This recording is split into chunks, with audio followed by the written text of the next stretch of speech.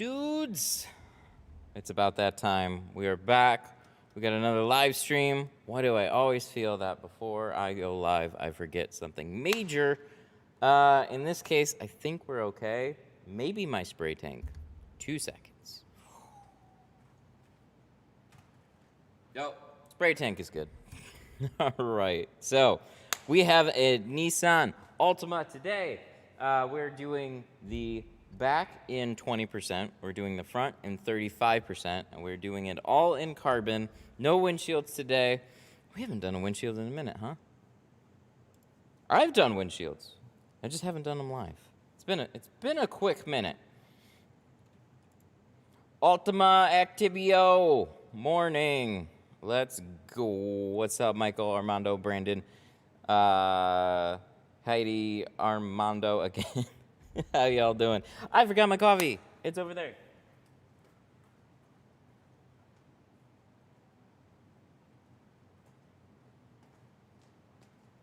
So yeah, doing a 17 Altima and 43% died. 43? Who are you doing 43? Or what film you got in 43%? That is definitely unusual, but will be cool. Yeah, so this one is really straightforward. This is probably one of the best cars to get. So, it's got like a third brake light, but you still got space. So most of them, it's just like easy to cut out, easy to get to. If you got this car, just tint it. You're going to have a pretty easy time doing it. Overall, it's like nothing crazy. Solar Effects has a 43%. Interesting. I didn't know that they did. Like, normally if there's like a 43, they just call it 40. Hello, I'm new here. I'm in Wisconsin. I own a Charger and would like to get a little darker. Also, the windshield tint is new to me. What's the big benefit? Great channel so far. Thank you. So a little darker, you have a couple of options. The best way to do it, but it's going to be the most expensive, is going to pay a shop to remove it all or remove it yourself, which definitely watch some videos to learn how to do that before you just go yank it off.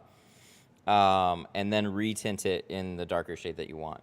You can put tint over tint, and you'll generally be fine. The problem is always, like, a shop's not going to want to warranty that because they don't know what's on your car already. And then if, you're retinting it, they don't have the original film that was on there, and you're going to kind of get, you'll get close by retinting it just one shade, but you're never going to get it exactly the same as what it was before. As far as the windshield goes, it's totally up to you. Some people like a clear windshield. Some people like a little shade. But it's not just for shade. So tinting, we also have carbon and ceramic films. Those help with heat reduction. So when you're sitting in the car, get that sun coming in, you don't feel that as much with those films. So we've done quite a few on the channel where you will have virtually clear windshields. Actually, they'll do it on a lot of the car. Like we had a Mercedes. We did full windshield, full sunroof, and all the sides in the back in 50%, 70 on the windshield and the sunroof. It was just because he wanted a basically a clear look, but that heat rejection. How much are you charging for this one? $320. More than the Camaro that we did. More than the ZL1 Camaro. And that's not because it's a coupe. That's because they went with the standard. But it's just kind of funny. It goes to show you, you never know what cars are going to go with better films. I had an F-150 this morning that we did in carbon, which is super cool to see. He watches the channel, too.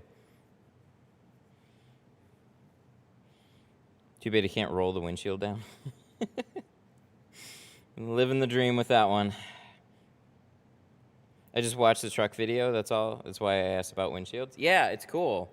Doing lighter films, it's all good. Doing lighter films on windshields or heat rejection, those are the two reasons. I just finished a windshield. Everything was fine right in the middle of my last pass. Creased it really bad. Any suggestions? Everything else was perfect. Yank it off and redo it. I've been there. It sucks. So that would happen to me with some of the older rubbery carbon films. It's like for whatever reason, some of the old rubbery style like carbons and ceramic films, they had this little quirk about them where like you had to smooth down the film a little bit before you squeegeed over it, because if you got too far ahead of yourself, it would just small spot would like grab the glass and then you just crease over it right in the middle, or just a random spot. Oh, it drove me crazy. I did a full transit windshield. Oh man, I have that. Do I have that video? I think I have that somewhere on the channel. Yeah, gigantic windshield. Last couple passes, right in the driver's, put a crease in it. No, it's done. Put a big crease in it, you're done. I'm new to window tinting. Is it safe to, unless you're okay with living with a crease. I'm new to window tinting. Is it safe to car wash soap for soapy water solution? Safe to car wash soap for the soapy water solution. I haven't tried it, and I don't know. There's a lot of soaps that, like, I mean, I used, what was it?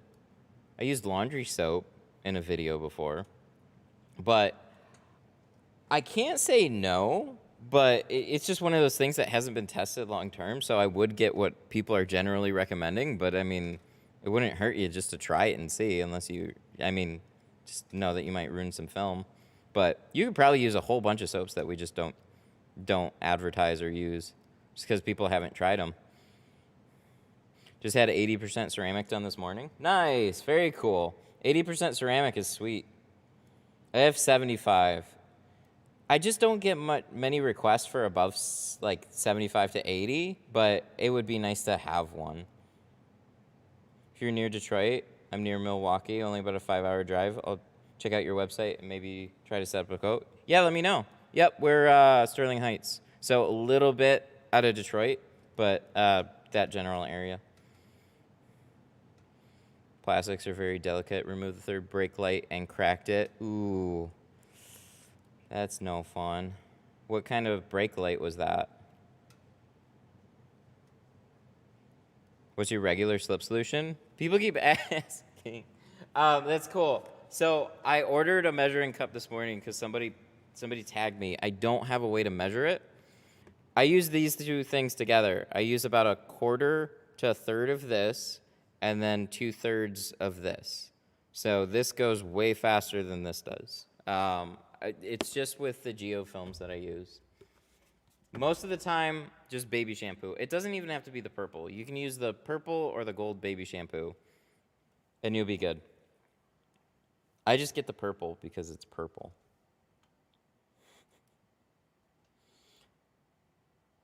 But I say it's sold out. Good thing you ordered some Monday. Yeah, so I was notified that I would get a shipment in on Friday. That didn't happen. I'm going to have, I have for sure a freight shipment coming in, so that's a big order. That's part of the big order. Will be here Wednesday. So we might set up for like pre-orders or something. I don't know, because I kind of know how much is, I basically know, I know how much is coming, but then I also have distributors and stuff. So distributors are going to get it in here pretty soon too. Those ceramic sounds nice. Way to go. Great channel. Love the information. Thank you. Used to tint windows in high school back in the 90s. It hasn't changed a whole lot from there, honestly. We have some new tools, but the process is largely the same, believe it or not. Films shrink a little bit easier. That's about it, probably. But there are new technologies with film. It's just the process is mostly the same, too. Limo tint at Kmart. It reminds me of the Walmart videos that I just did. All right, we're going to get started. Thank you guys for being here. I appreciate you. I will get to as many questions as I can. When you find the ratio for your step solution, you should make a voice-activated command for the chat will automatically say the ratio. We're going to get the rope for the windshield. Sun distributing. Oh, did I not open it? Hang on. Let me make sure I opened my last piece of software here. Yep, I gotta open one more thing and then I'll drop the link. Sundistributing.com has them though. They're called soak shields.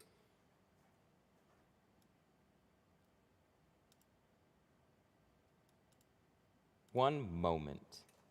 I should just pay for the software, but I haven't yet. It's like 20 bucks. Actually, I don't know how much. No, there's 20 commands. I don't know how much it is. Sun Distributing. There you go. There'll be a link, or it'll be on that site. When you install the doors, talk about peeling, getting halfway. That really helped me yesterday, installing the film higher on the doors. Oh, glad to hear it.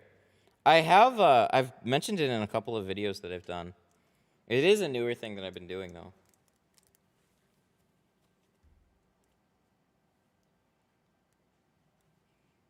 All right.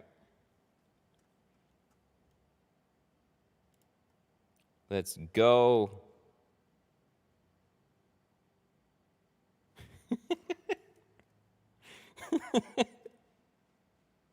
Oh, hang on. I gotta.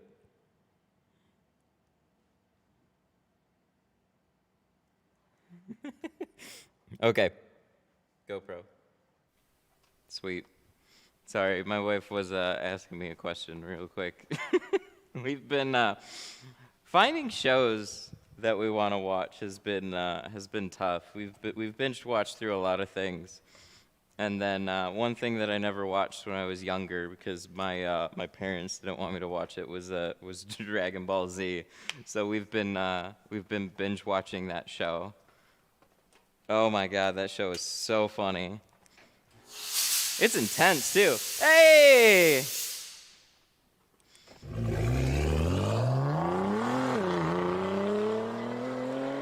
Oh, one more. Todd Coelho super chatted $5.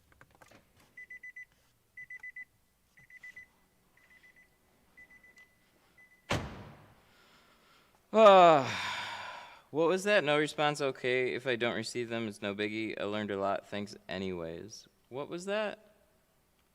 Oh my God. What was the question? There's like a whole bunch of them. I'm not ignoring anything intentionally. Mad Dog eyes. Mad Dog. Still receive them at some point. I have a question. Oh, there it is. I have a question about the Glassade tape strip. I ordered 2 5 days ago, but have not received them. It says my order has been fulfilled on the website. Can you reply to the email that you would have gotten the tracking number and stuff like that? So if you respond to that, like that'll let me know exactly what order it is, and then we can figure out what's going on. So, yeah, all the Glassade orders, they went out. So we did send out like at least 100 orders that one night, and then we did a bunch more. Not trying to ignore anybody, just sometimes it's overwhelming.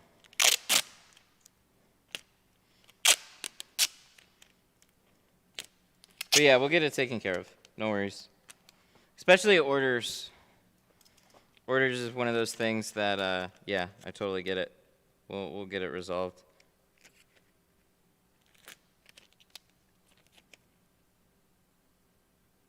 So we're going to tape this up. And then, this one's a little long. We're going to tape this up. Rubber seals or not. So we can save that and put it on this one. Be careful of putting this tape on chrome trim, I've found out. It tends to leave just a little bit of adhesive behind. If it's like really stuck or hot, it'll leave like a little bit of residue. So I'm sticking it more to the rubber right here, kind of leaving it off that chrome trim. You can wipe it off, but it just takes like a little bit of time to do. So it's something you can avoid altogether. That's been like the only thing it's stuck to though. It doesn't like, or it likes chrome trim a little bit more.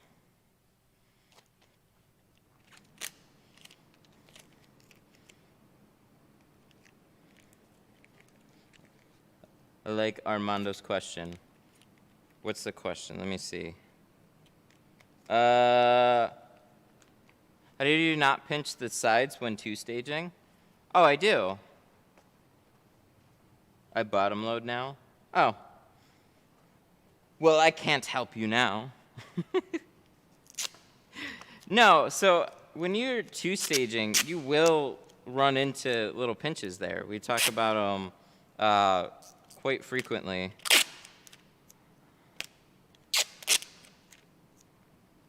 So at the end of a job, I'll go through with a heat gun, and I'll warm up those spots, and I'll press them out. So when you say like pinch points, is exactly that. Like they're not big creases, they're not anything to be worried about. You put a little heat, you warm it up, you press the spot down, and you can't see it anymore. So on really tight seals, those will be more apparent, and they'll take a little bit more time and heat to get them to go away.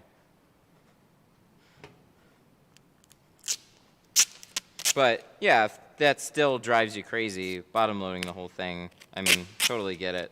I just taking apart all the door panels to avoid that, it would drive me way more crazy in another way. You used to do that, chisel and send it? Yeah. Two-staging a 7 Series is a pain in the ass.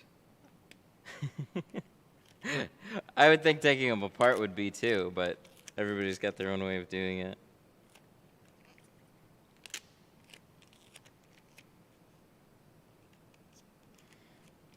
Uh-oh.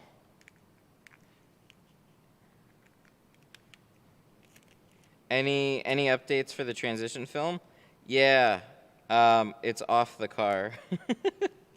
So unfortunately, it didn't fail in any way that I thought it would. The problem is it doesn't like hot weather. So when it gets hot, it goes clear. So if that's okay, then you can do it. I have trouble seeing 90% IR rejection doesn't really mean much at that point. So the heat rejection was good, and the transition was like really purple when it got dark. But yeah, it did not like heat. That's the thing about a lot of those films. Saving money on films, it's like there's always these disclaimers. You never really know until you've stuck with the film for years on end. So when you're dabbling in the eBay space, cheaper films, just like in theory you should be okay, but it's always like, if only this or if only that. So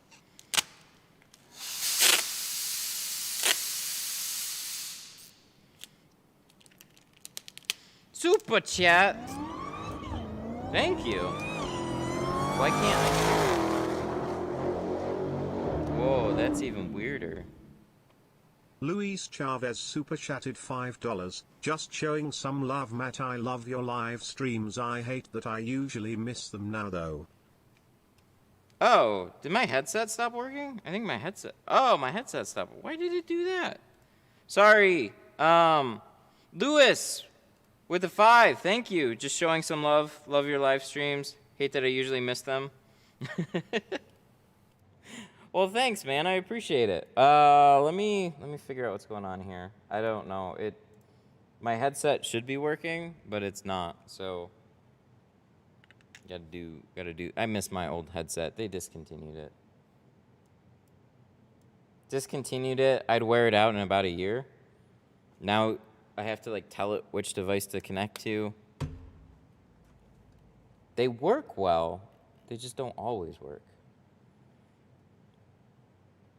Where's the little zoom? Wow. Oh.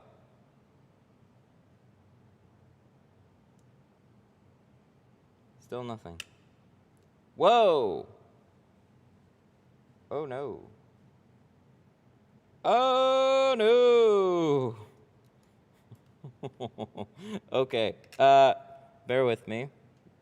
My monitor just decided to disconnect and reconnect, and my headphones just decided to not make their little activation sound. Wow, that has been the weirdest thing. I'm gonna leave him for a sec. Sorry, guys. We'll get back to tinting in just a sec. We'll definitely catch up on this.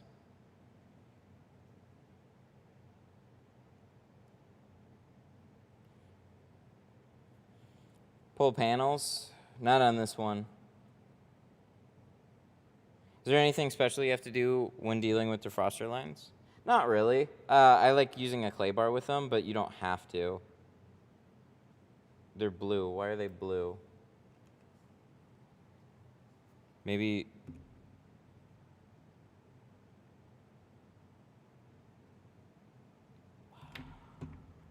I don't hear anything. This one works. Huh. This is real goofy, real quick. Because if I don't have headset, it says it's connected in some way, but I don't hear anything. See that?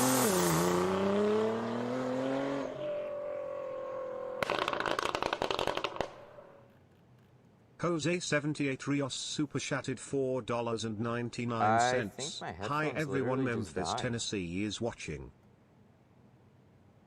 That is so goofy. What the heck?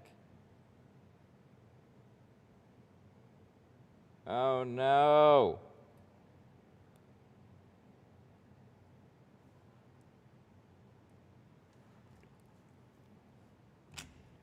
Guys, I don't even know what to do about this. How do you fix that? They don't have buttons on them. They just got one button on the front. Jose with the 5. Hi, everybody. Memphis, Tennessee is watching. Welcome, man. So they've been working all morning. They've been working every day. I use them all the time. And then when I go live, in the first 5 minutes, they die. Please tell me why that's a thing.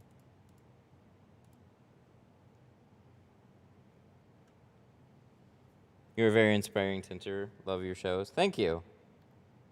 Yeah, sorry guys. Are the green shanks still for sale? Yes, they are. Repair them? I'm scared.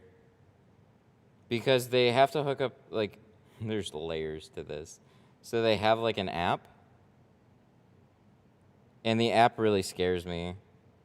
So you have to, like, in order to get them to connect to my PC, I have to go in the app and literally tell them to disconnect and reconnect.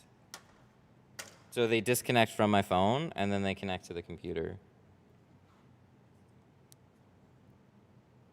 I don't know. I just press and hold the Bluetooth button right now. They're probably in some sort of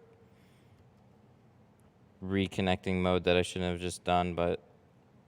Dude, I heard something out of the left one, nothing out of the right one.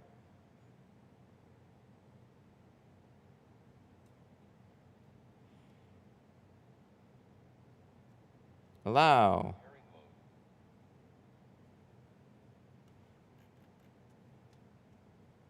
Okay. Add new. Connect to a new device. I still don't hear anything out of them, though.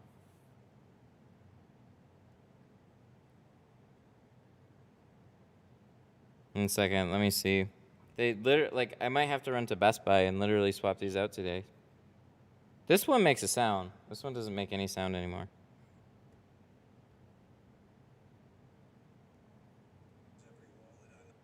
Nope.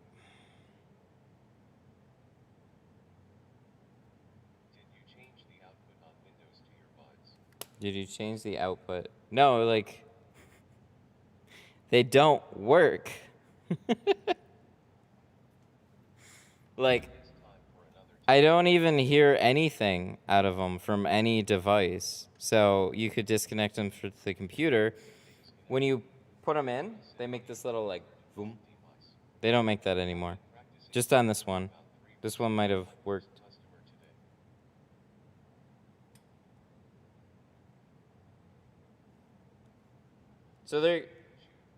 Says it's connected to my phone. They're on. They no longer work though. Noise canceling works. Huh, that's goofy. So the noise canceling works, the controls work. Audio output is 0. It's definitely something in software. But if I can't fix them, I'm just gonna... Damn it, Bose! Why you do this? Try checking the battery on the case. Change volume. Blinking face EE. Try checking the battery on the case. You guys, I can't. You guys are terrible tech support. Did you see the battery? Yes, I looked at the battery.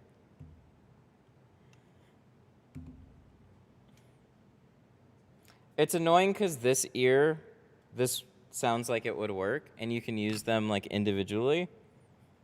The bad thing is I still don't hear any sound out of one of them, like any of them. So if I could get by with this one, that would have been great, but it doesn't look like that's going to be the case. Power cycle them. This is the fun age that we live in where there's no on or off. It's literally you throw them back in the case, you close the case, you open the case back up, which I've already done, and there's a Bluetooth button that you can press and hold, and then maybe you can do something that way. What model are they? They're the Bose QCs, the little buds. No, they're just dead. There's nothing that I'm going to be able to do right now in a short amount of time. I got to tint this. I mean, it says connected. Like, it disconnected a few times. I tried to repair them.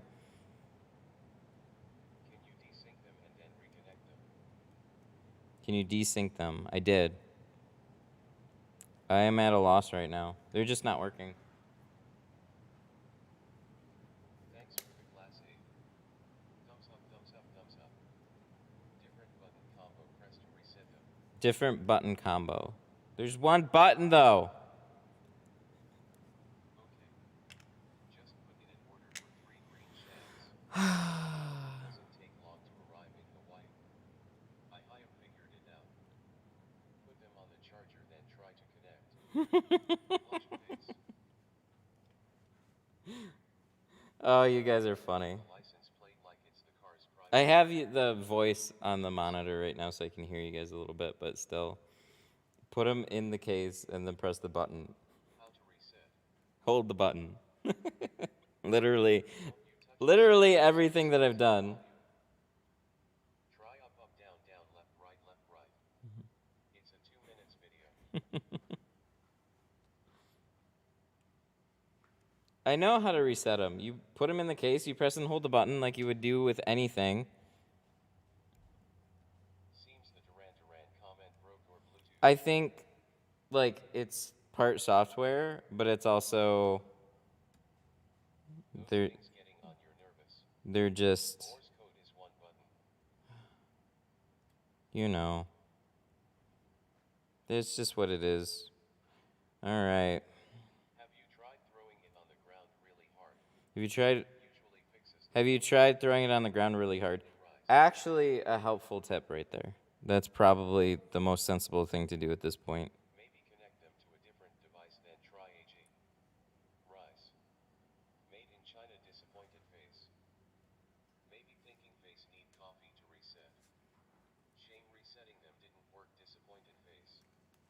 Wait, If you tried it, thumbs they're making a sound.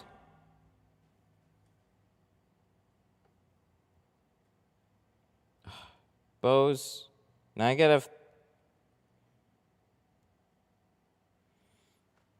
I hear something. cool t-shirt.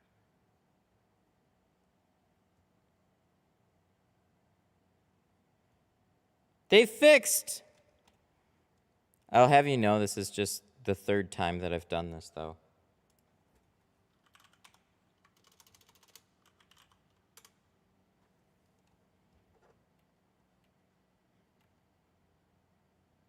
So we have to remove the device from here too, because Fixed whip. Button. It's the brain scanner sucking wind. I pressed and held it a few times, We did it for fun. and then I uninstalled the app too. That's just, a thing that we have to do. Sign into your Bose account. Oh, Bose, are you... Bose, why are you so dumb? Having an app for your headphones is not cool.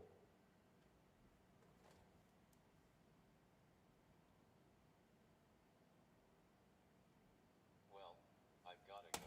All right, let me... Slightly smiling face. Ay, ay, ay. Waiting to see those things flying out. Are they working? So they're working with... They're working with just my phone right now. Okay, there they are. Now I need to add a source. Add new. Look out for. Yes. Should I ask them what brands they Add Bluetooth device. Bluetooth. Don't worry, this is just a new thing that we're going to have to do every time. Hopefully not. It's connecting now. At least it says it's connecting. This is the other part. Couldn't connect. Try to reconnect again. At this rate, you should get that car done by Halloween. I'm sorry, we couldn't get your car done because we were busy trying to connect headphones to a computer. Your device is ready to go. Oh, does it work now? Oh, no.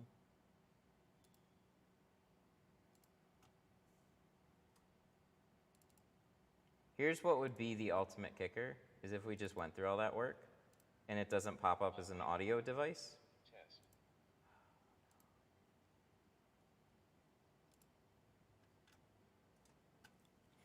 Oh, no!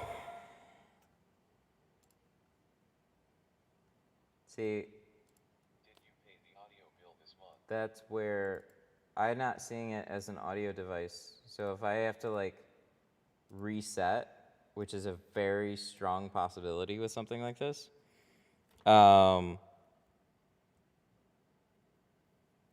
I'm really screwed. So let me see. Windows Bluetooth is also really annoying. I don't think it's hooked up to the computer. What time is it? It's 2? We'll figure this out. We got about another 10, 15 minutes to figure this out, so strap in, boys. We've come this far. Might as well keep going.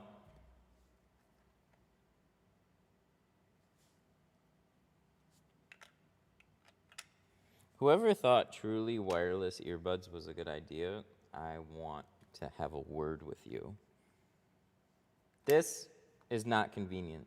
I used to have a neckband, which, okay, but for work, it's amazing because I only have one thing to keep track of. This, I have 3 things to keep track of. It's so dumb.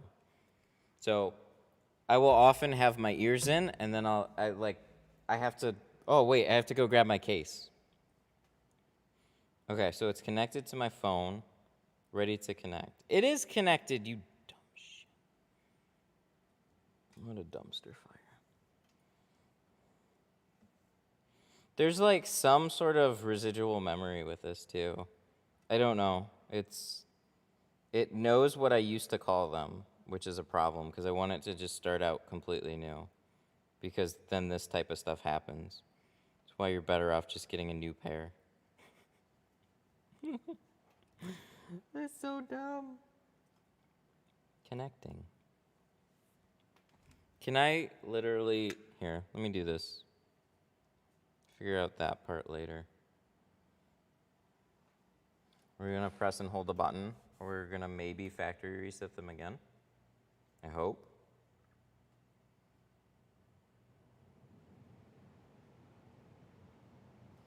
And then we're gonna pair them right to the computer, and we're gonna see what that does. because their app has always been kind of garbage. You connect them to the app.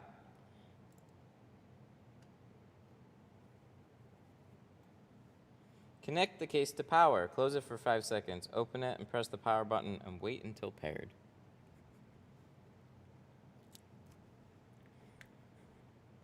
But there's a battery in the case.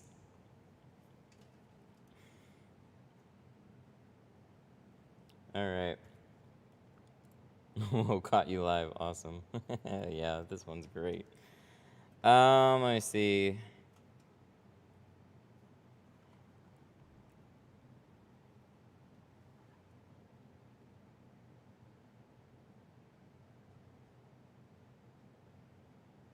Ready to connect. Okay, so it's not connecting to anything. That's good. And it's telling me it's ready to connect. So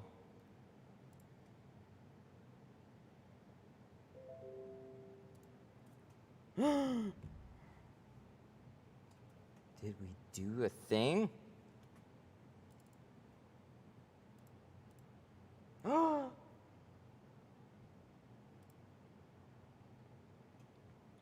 It's ready to go. I think it works. I think we fixed it. What a POS. So they're no longer working with my phone, but they are working with the PC right now. They're just one dumb device connected to my computer. So the question is, can I hear anything? No, it's this one. Hey! Okay, let's tint a car.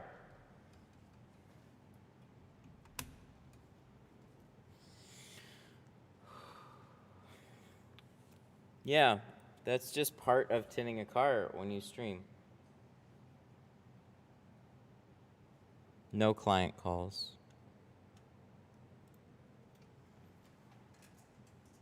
That's right. Yeah, so that's not... Ever since I've had these headphones, they don't connect to two devices at the same time. That's the other thing that's really frustrating about wireless earbuds, like truly wireless earbuds.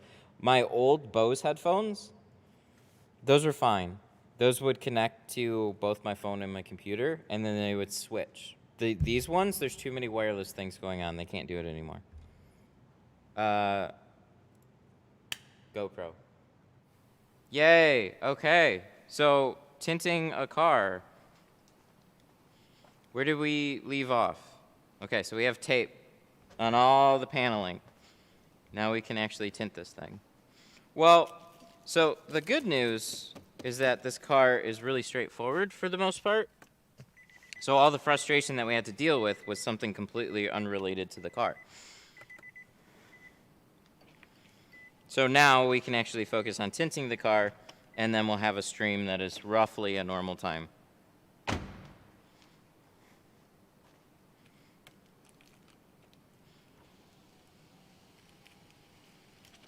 There we go.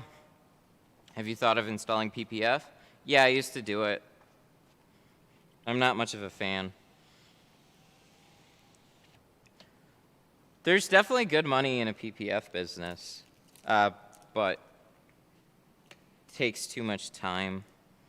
So you're either like as an installer, splitting your focus between like multiple services like that is really tough. So if you are tinting, then you're not installing PPF, and then vice versa, right? So what you'll find out is just you kind of need to, I mean, you can know how to do all the things, and if it's slow and it's like, well, I have this PPF job, and then I have this tint job, and you can kind of all layer them, then it makes sense in a way. But when you have multiple people that want to get tint, multiple people that want to get PPF, all of a sudden you need more employees. So I learned how to do PPF, but that was the problem. Whenever they'd need me to do PPF, I was the window tinter. Cool.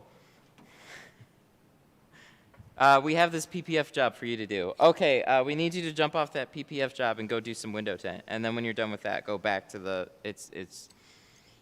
man, it's Ugh, hated it. Paint protection film. So essentially, it's a screen protector for your paint.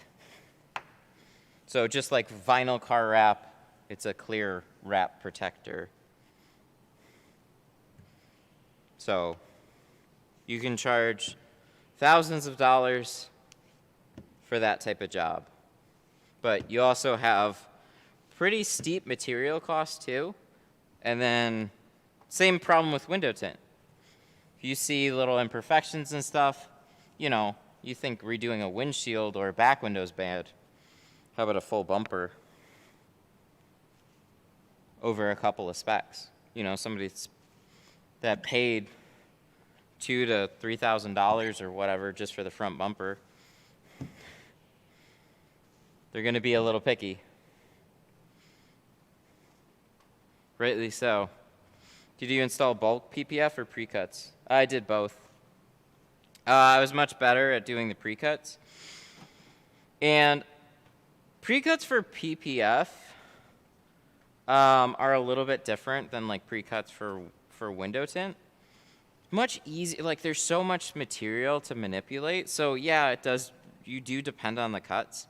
But like you can shift things around and stretch them to fit. Window tint is very exact. If it doesn't line up, it doesn't line up.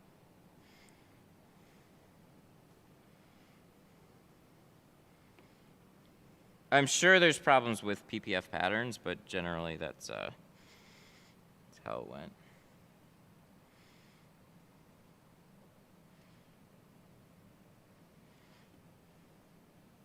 Have you had customers that only want 3M or Lumar? Nope. I mean, in the past, they would specifically ask for it, like a couple of people would. And if we didn't have it, I guess, yeah, there was maybe one or two. If we didn't have it, they would leave. But that's like 2 clients out of like years. They put us, like 3M put us, like back in the day, they put us in their dealer locator. That was a bragging right that they would like, oh, we're going to put you in their dealer locator and it's going to get you a lot of business. We were in there and we maybe would have 2 to 3 leads in a year for carrying their film. Didn't make sense at all. And then I was told it made a little bit more sense for like architectural jobs, not automotive, which made a little bit more sense to me. But a lot of these companies, like, they target the window tinter, they don't target the consumer. So like 3M's one of those brands that is just like, they're in so many things that if people are to ask about a particular window film, sometimes they'll just ask about that. But I don't really know. Past that, it's like, it doesn't matter. XPEL is better. There's a lot of things that are better. But it's just, that's what people know. I don't know. They saw it on a Post-it and some adhesive, and they thought that was good for window tint too, so.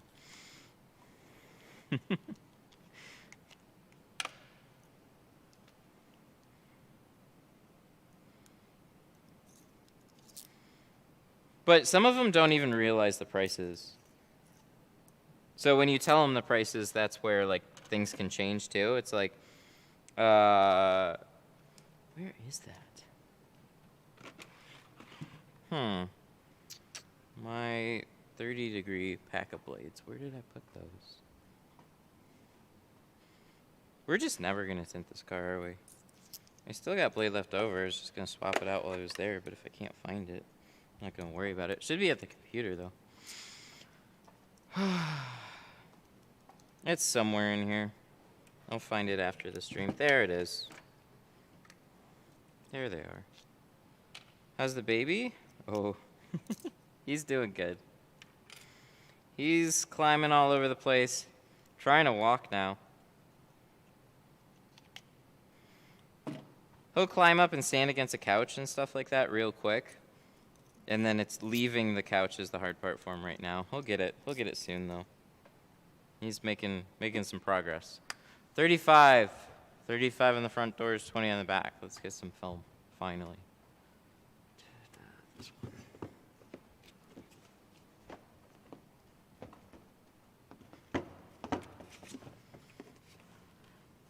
He babbles a lot too. Wow, this is empty. Why did I put that back? That's empty. Sweet. So now I can put that roll up there. All right, so that one's empty. This is my new roll that has been... Today's a fun day, I tell you. So much for an easy day. Brand new 35. Stuff's gonna be heavy.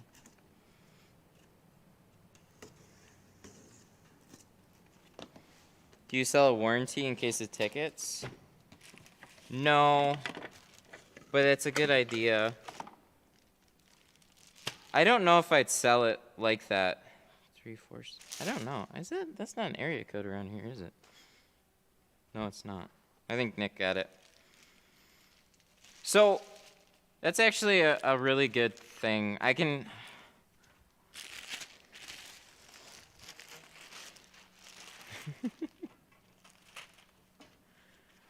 You just took an empty roll. Why is this empty? And then you put it back. I know, okay? But you know what? It makes it look busy then. So I have extra rolls. I used the rest of it very recently. It'll get swapped out and I'll clean it up. It's when I go to take a picture at the end. I have a big gap in the wall and I hate that. That drives me crazy. So that's why I put it back there. But yeah, I wouldn't be surprised if that happens again. As for the, so it's not a warranty for tickets. So what you're doing, a good way to do it, or one way that we did do it, was a protection program. You can't call it tint insurance, so you have to call it something else. So what we would do was, whatever price point that you set is all cool. I'll just tell you exactly the way us as a mobile company did it. So we charged $40 on every car, or it was an upsell, right? It was like, hey, do you want this protection program? So it was $40, and you would get up to 2 windows replaced, no questions asked. So some people would use that for tickets.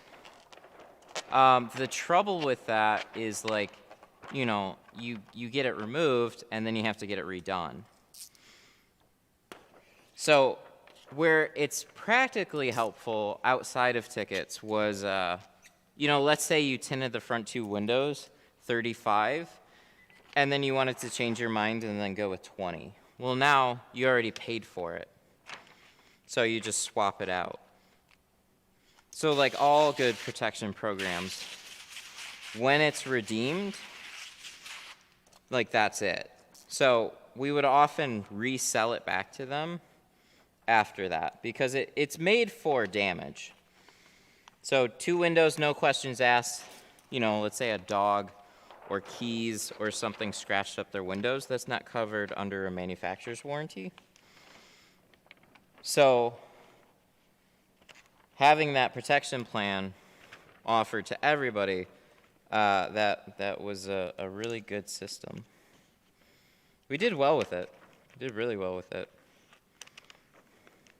The problem is when you stop selling them.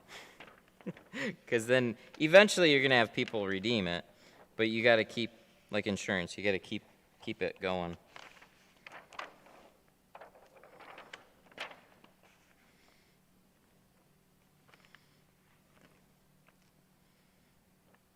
I think they called it the tint guarantee.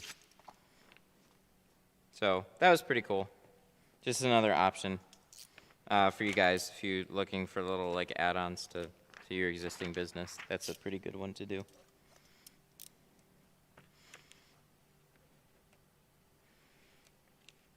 Another one that I've heard people do is express roll-down service. So dry out the windows before the customer takes the vehicle, and then they're allowed to roll the windows down on the first day.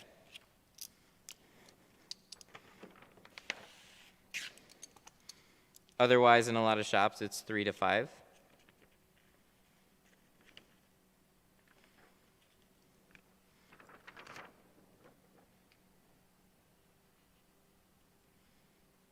So, I don't know. There's a lot of ways to do little things like that. Same thing for like shaved windows. People are upselling that too.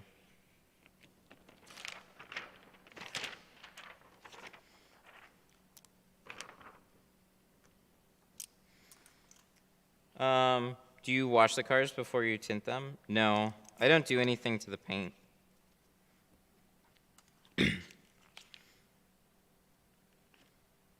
I don't want to be blamed for scratches. So I like rinsing it off. That would be totally fine. If it's like horrendously filthy on the outside, then I'd probably do something about it. But other than that, you clean the windows. That's where your tint is. So when you'll see when we go to peel it and stuff like that. Like there's dirt everywhere, even if you clean it. So just because you have a dirt speck sitting on the film doesn't mean it's gonna get onto the sticky part.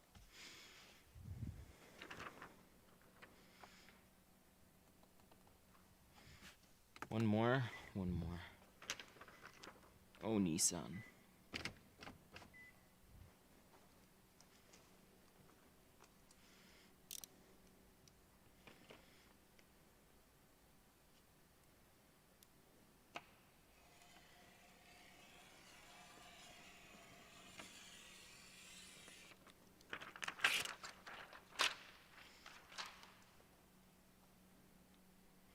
I just had one of those glass shop glued the rear view on, and I caught hell with a windshield strip.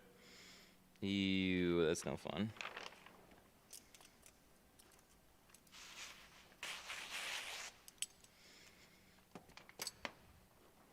Let us go chop these up.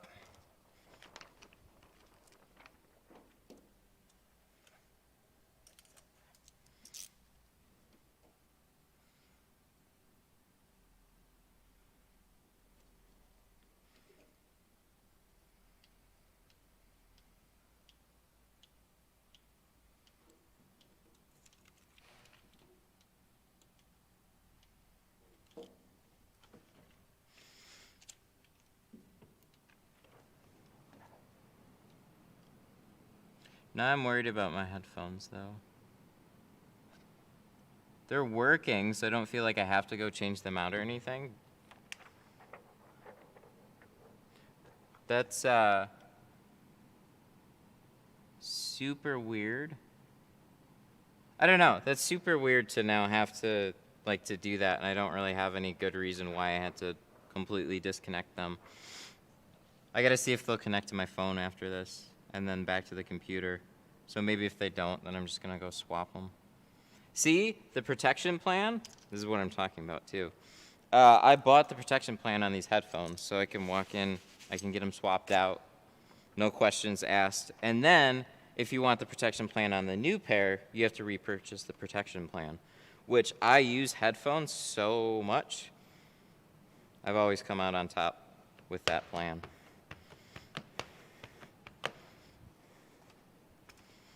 I missed this one. I don't know how I missed this one, but I did. Ew, hopefully that's not short. That would suck. Let me see. I gotta match this up. We might just be having a real weird day today. If we've pulled it far enough forward, we're good. But if we didn't, then yikes. We'll find out here in a minute. Initially I had 20 on my car, thought it was too light, pulled it, put 15 on top. Now it measures 3. What? How?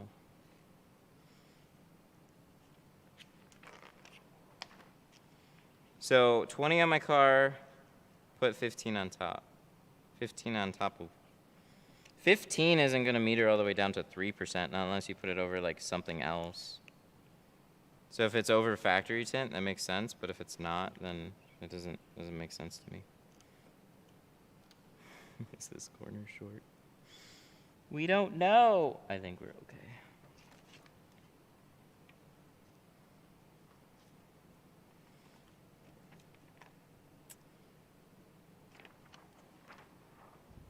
$20 and $15. Oh, yeah. See if you put it over. Yeah.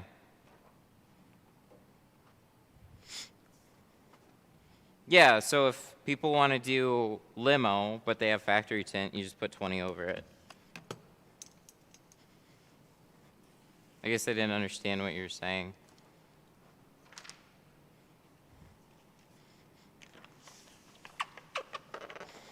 Oh, buddy. We're having a fun day today. We're going to recut this one. That corner might work, especially with the way that paneling is on the front. It's just we cut it out sloppy, that's all.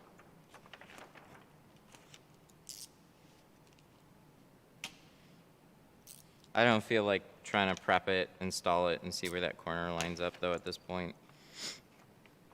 But overlap on the sides, tucking into the bottom, it would be really, really close. I knew you were going to redo it. It's one of those things. It's like, it would have been close. It would have been really close. I think about getting the windshield done, and then I see the state boys looking out in traffic, and I get nervous. Yeah, then don't. If you do go with something light, go with something that you're not going to worry about. I mean, for me, it's totally fine because you can just pull it off and redo it. For somebody else, you're always going to run that risk, but I mean, I say don't just because, I mean, every time you're driving around, you're going to be nervous now. So do something that you're not going to be nervous about.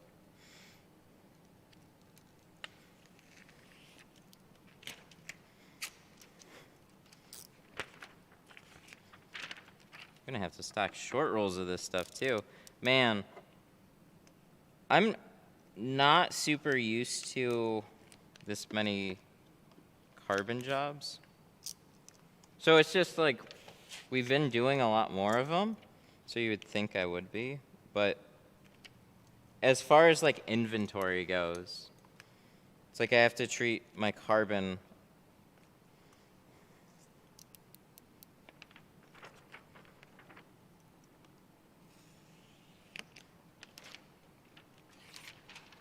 keeping an inventory, making sure I have enough. I'm so used to like only stocking enough carbon, but it's never been like the front runner for me. But now it's my most popular film, so I have to stock it. I have to stock it very similar to like the Pro Classic. It's just weird. So we've been running with like 40-inch rolls for a while, and now all this like little stuff. It hasn't been an issue, and now I'm gonna have to pick up some short rolls of this stuff too, I think. But if you don't make mistakes, then long rolls are totally fine. If you get stopped for tint, can you tell them you own a tint business and it's a form of advertising? Yeah, you absolutely can tell them. Doesn't mean that anything good's gonna come of that. Probably not.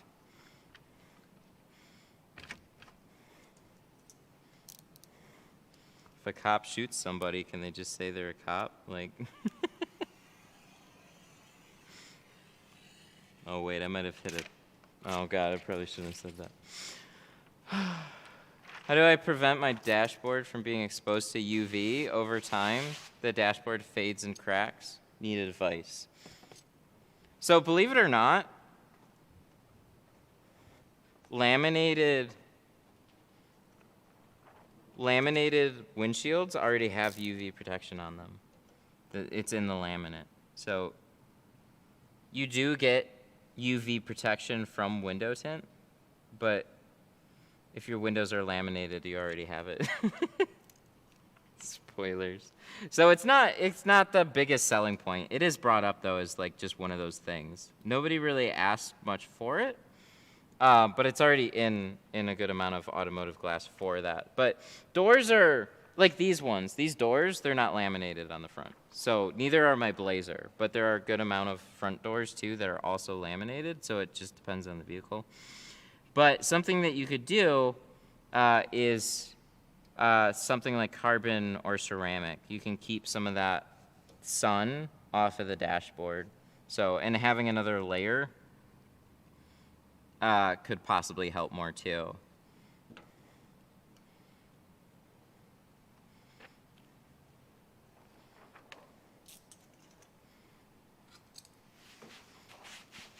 So that, like this film, this looks like any other film.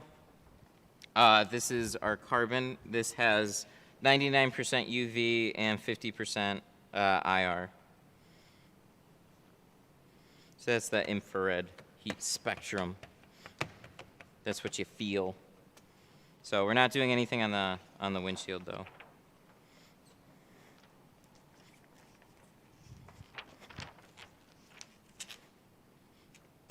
Cool, now I can put this back. And then we can have the same problem that we had before, right? Geo's cores are so heavy though that when you pick up a roll like this, you think there's about 20 feet left on it. They're heavy.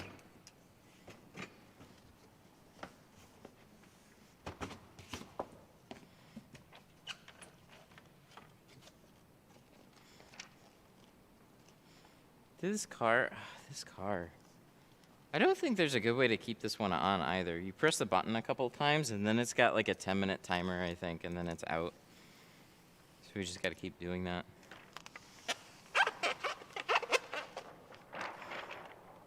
I hope so. We're doing 35 in the front, 20 on the back.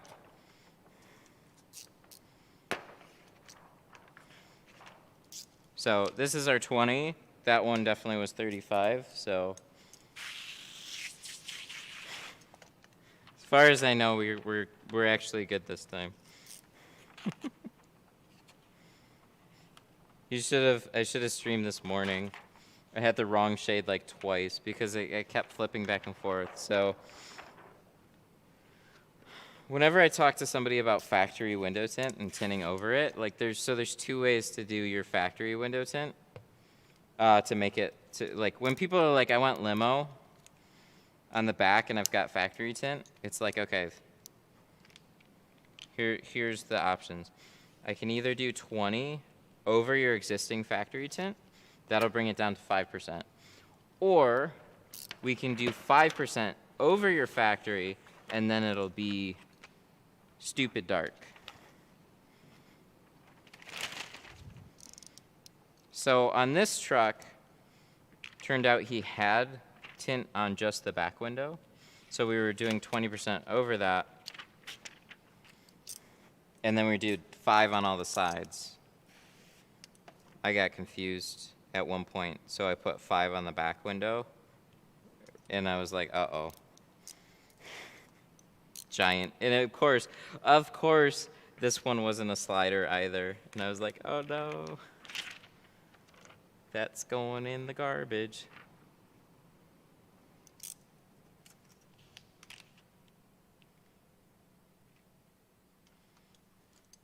So this right here, these two together, that's 5. Cop was non-pressed, 2.5. I have 2.5% in Walmart film.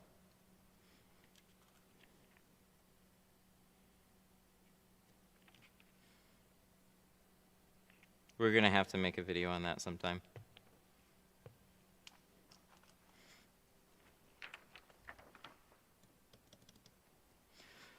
Button! Oh, why is this? There. Beep. Beep.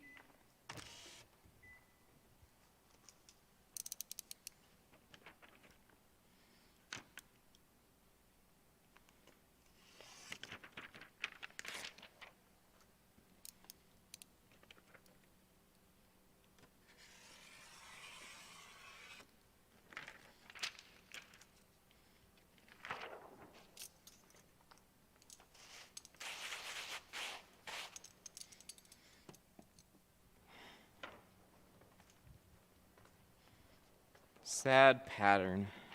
I have that. I should have a pattern graveyard. Because we have one sitting on that window from the Corvette. We'll go put them together.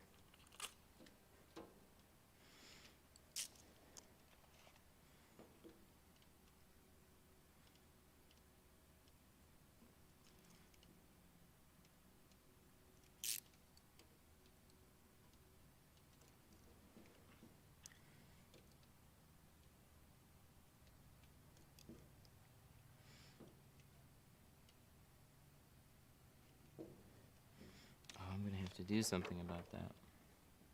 Would a plotter make your job easier? Not exactly. In some ways, yeah. If the patterns are good.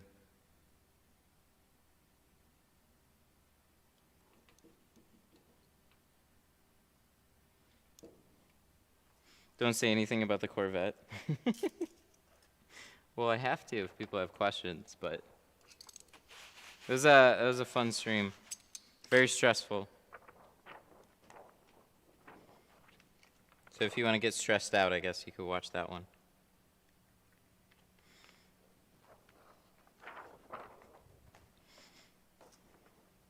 So with a plotter, it really depends on the patterns. So they've frustrated me for a very long time.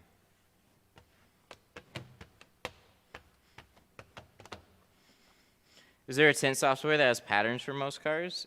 Yeah, there's quite a few softwares to pick from, but the quality control in a lot of those softwares is not great.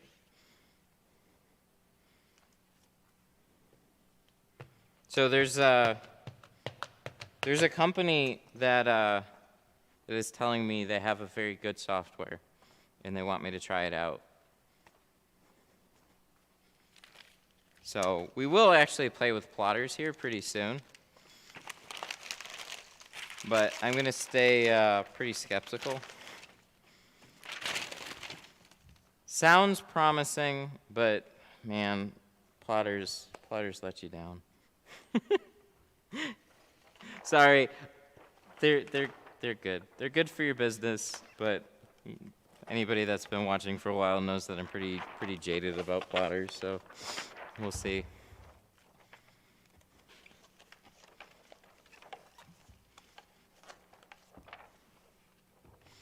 What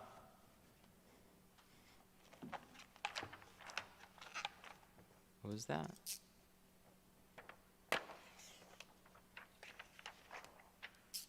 What car did you enjoy tinting the most? Malibus. Malibus are great. They're just straightforward and easy. This is another one that's really straightforward. It's just a weird day, man. It's a lot of weird little issues today. Headphones, now they're working fine. Cool. They're not connecting to my phone. Don't know why. Messed up cutting that driver's door or that passenger door. That's just another one of those like, okay. And then the car seems like it's going to shut off every 10 minutes. There's just a bunch of weird little things today on the stream. I don't get it. Like this film is just going to slide off the end here. So we're going to put this up somewhere, and then we're going to cut out those quarter windows off of it.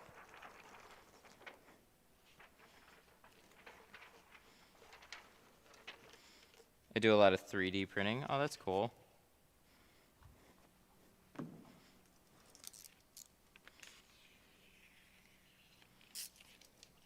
Yeah, when it comes down to like those small differences. So glass is largely the same, question mark? So there's quite a few glass makers. And you would think that, you know, when you get a door window on a car like this, that it's the same as a door window on the exact same car. But when it comes to like those little differences, like the top edges and stuff, so those cuts, every time I do one of these cars and I cut it out by hand, it's to this particular car itself. So when you get patterns, they're pre-programmed to fit all of this car. And as long as the glass is very consistent, you don't have much of an issue. And as long as the patterns that were made for it were quality checked, you don't have an issue. But you don't know until you get to the end. So you cut it, you shrink it, you clean the glass, you install it, and then you cross your fingers that it works out. And if it doesn't, then you're kind of screwed. You're doing the back window? No, not yet. Like I said, it's a weird day. We're just getting ahead of ourselves a little bit. I cut that out for no good reason. I was just throwing it on there, so I had it on there. We'll do the doors first, then we'll get to the back window.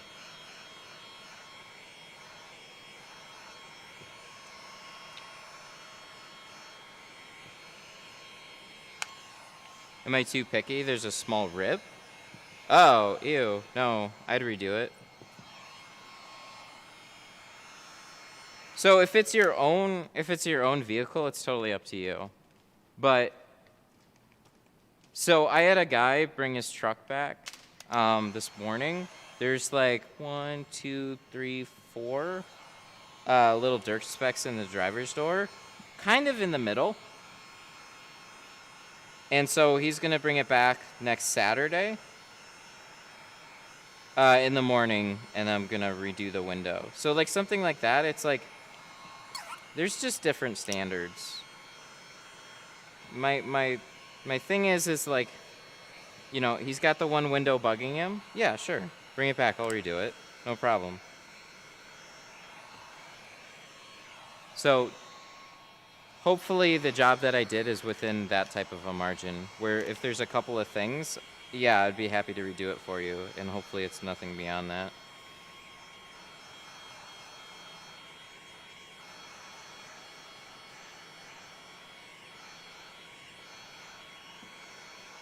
But there's a there's a whole lot of worse jobs out there.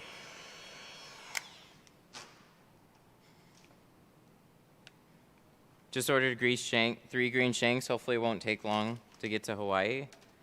USPS, we ship everything through flat rate envelopes. So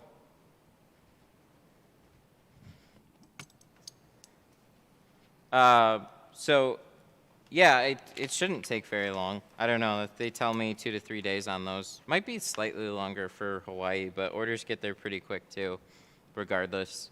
As long as you stay in the flat rate envelope range. I paid a bunch for ceramic. Wouldn't care if it was the back. I appreciate your insight. Wow, you paid for ceramic and there's a tear in it? Yeah, that's not cool. A good shop will redo it though.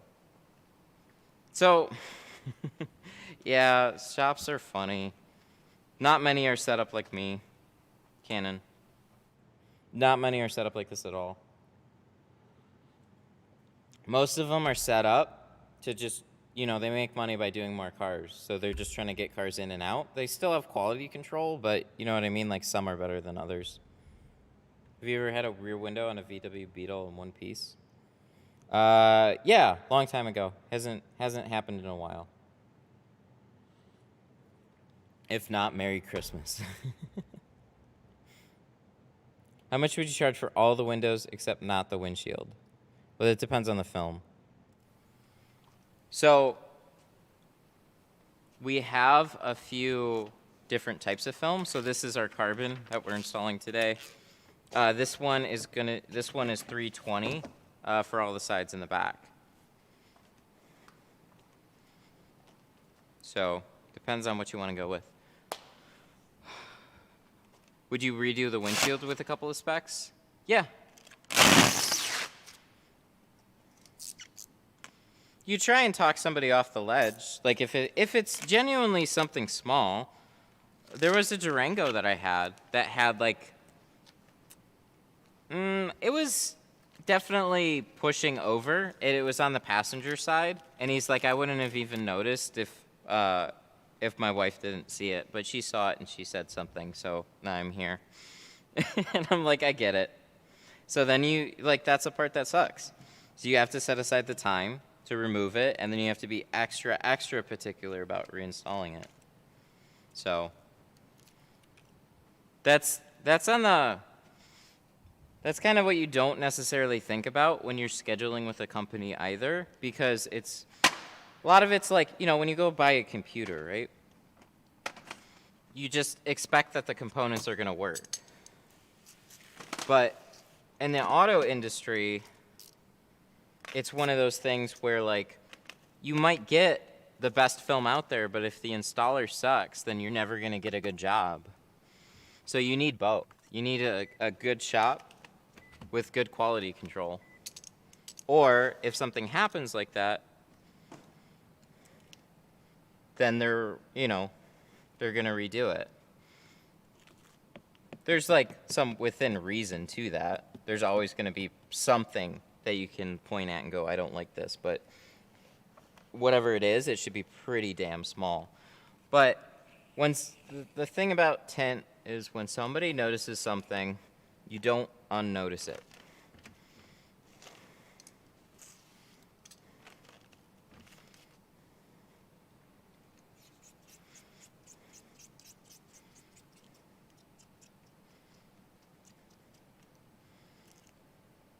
What? My girlfriend had a car, doesn't live. Best part of Milwaukee. Whoa. Brick ended up in my back window? Ooh, dang. That's scary.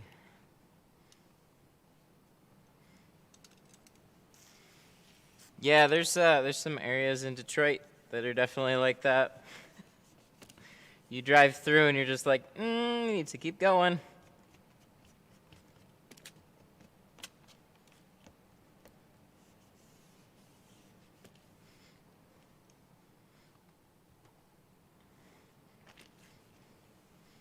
Ooh, at a professional shop in California, burn the gloss black panels.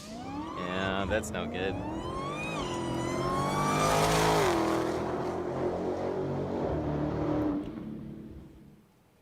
Mad Eyes Dog super chatted $10. Hey! Thank you for answering my question in regards to my Glass Aid order. I have replied to the email I received when I placed my order. You're an awesome tinter.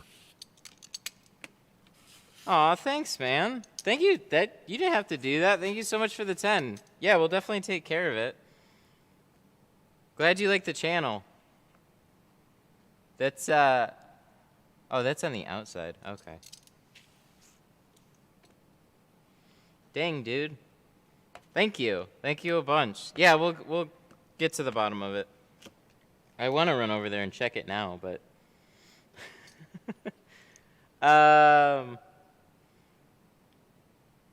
if you went mudding with the windows down, you can only quality control so much. That is very true. Yeah, in situations like that, it's like, okay, all right. We'll do the best we can, but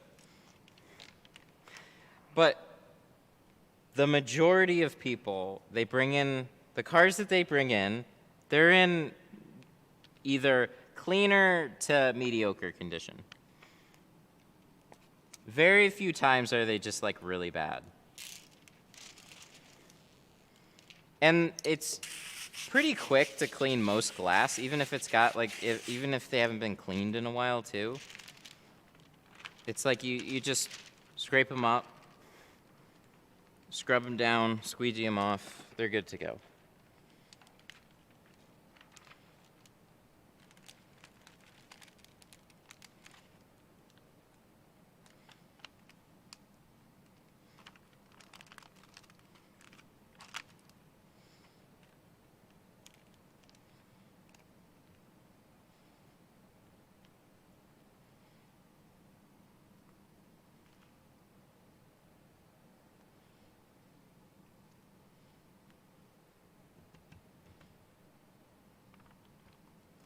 With extra, I find with extra what? Soap? Whatever works for you. Extra soap? Nice. Yeah, whatever works for you.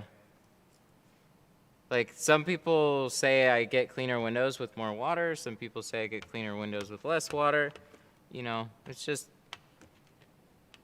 We do our best. Well, some people do. We try and figure out what works best for us, and then go with that. Which is what's so funny about people that want to debate methods on Facebook. I don't get it. It's just like, okay, cool. Your customers are happy? Sweet. That doesn't change my business.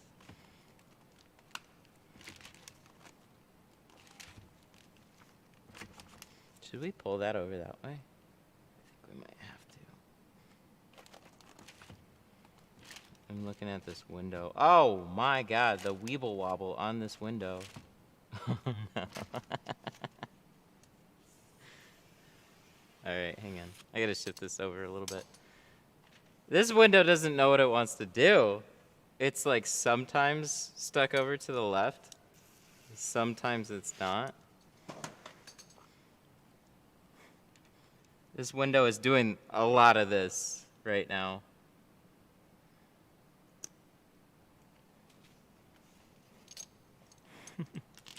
How do you get the bubbles out? You redo the window. They never should have been there in the first place. So there's few things that you can touch up a little bit when it's fresh, but after it's been there for a little bit, it's most things are locked in. Window tint's one of those things that is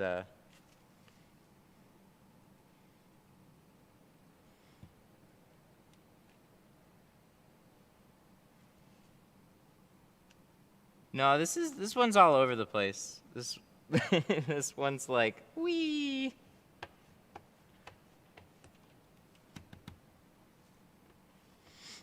Looks like it's sliding more to the left though.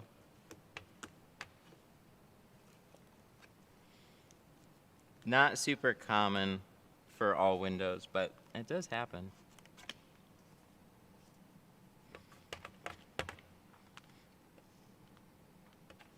There we go. That looks nice. Let's see what this does now.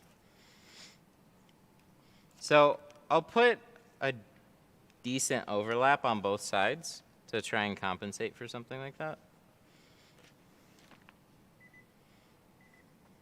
Don't do it.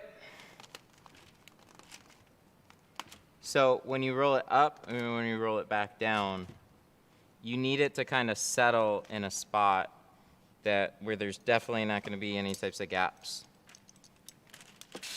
So sometimes you'll roll the window down and it'll shift over in a particular direction, and then you roll it back up and then it'll shift in the other back in the other direction.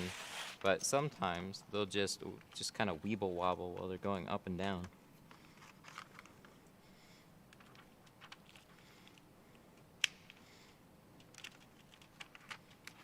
Saw your video with the transition film. Oh, thank you.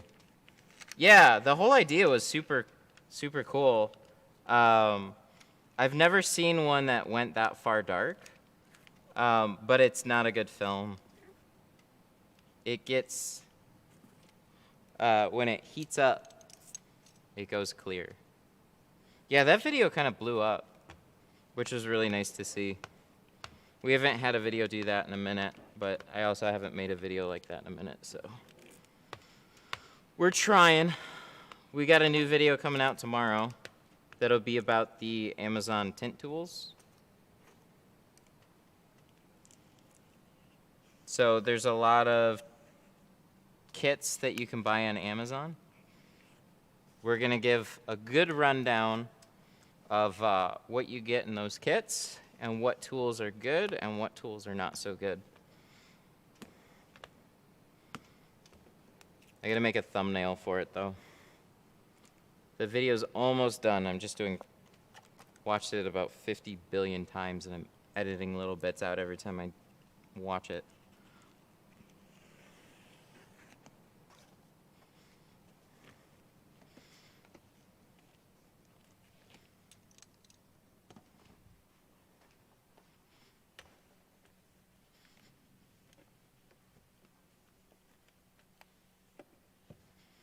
Yay!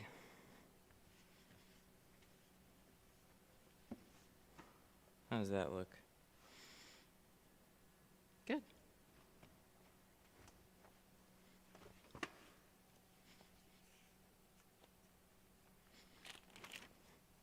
Good. Good. I'm pretty happy with that.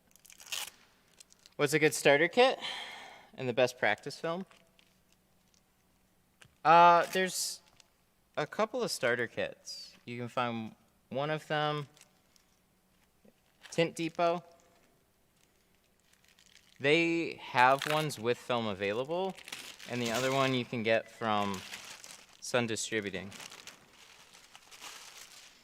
But they have film available on their site, but the starter kit doesn't come with it. I'd recommend Tint Depot for the film. They have a more budget-friendly starter kit too. I like to buy ceramic just for a roof and windshield on a Tesla 3. Any sources?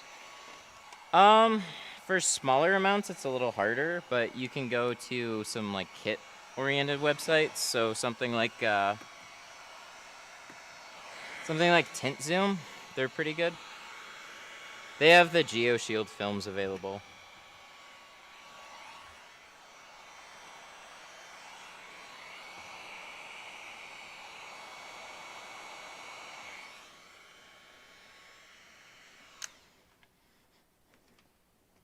Lexan.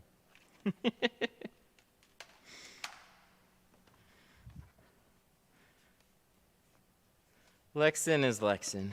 It's, what is that? Is that water? Oh, thank God. I just all of a sudden saw a couple of speckles. That was when I rolled the window back up. There was water on the outside. Whew.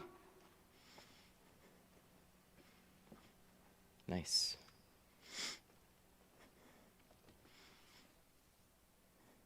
Lexan's got different levels, too. I don't know. People are talking about their more expensive, cheap stuff. I haven't had time to look at it yet. So, like, the best example of the problems with all those films, I illustrated in my Walmart video.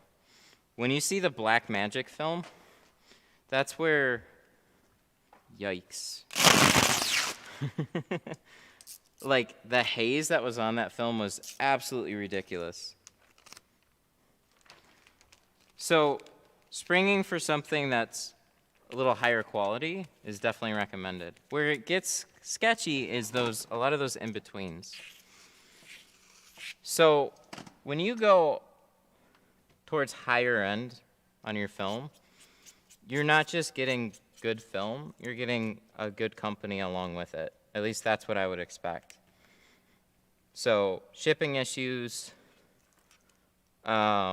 inventory, all that stuff, they got your back. When you deal in like the budget range, a lot of times what you're going to encounter is slower shipping times, mediocre quality where it's like it's passable, but you're always kind of like, I don't know how long it's going to last. You don't know until it's been on the car. So I don't like to stay in that mid-range.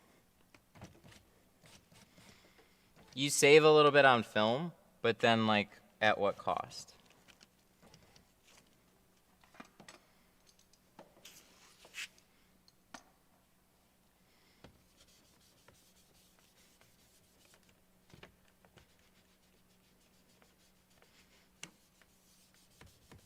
Risk. So, you know, let's say, for example, I save money on a film. Like, what's the potential there? So, let's say, let's just use, like, twice the price. $100. Let's say a roll costs you $100 a roll. You can tint 8 cars with that roll. And then let's say a roll costs you $200. And then you can tint 8 cars with that. Well, $100 a roll, you know, it's half the film cost. What is that over the course of the year? How many cars are you doing a week? Figure out how many you're doing in a week, in a month, in a year, and then break down those film costs. Now what you got to put on paper is, what is it going to cost you in time and labor and film to redo all those cars. That's where cheaping out on film, no. No.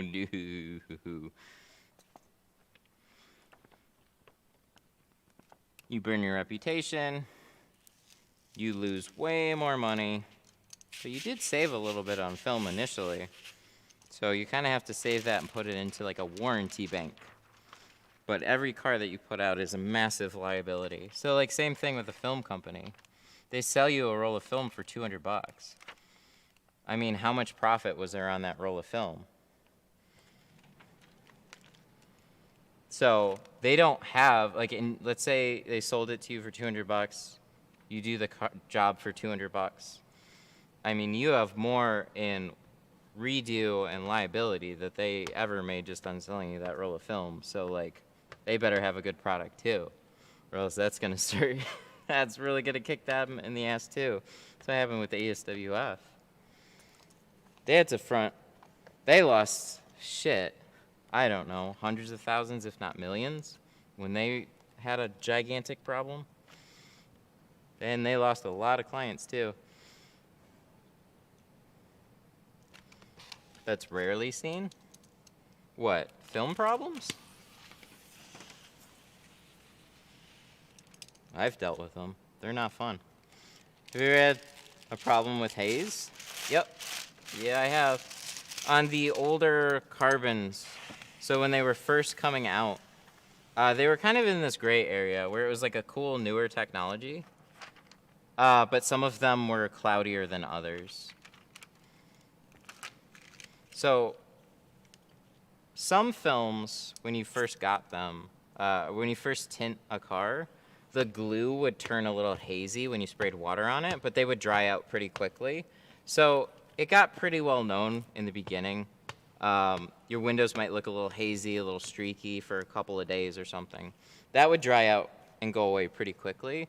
But now that haze is something different. That haze is in carbon and ceramic, it's totally different. It's the actual material that's hazy. Lexin's not a Walmart product? I didn't say that. There's similarities there. Has somebody ever came back because low angle haze? Yep, I've had it. It's not a ton, but it's been enough. Mostly happens when you do front doors to match the back, and then they see the clarity of their back doors, and then they see your front doors, and they're like, why?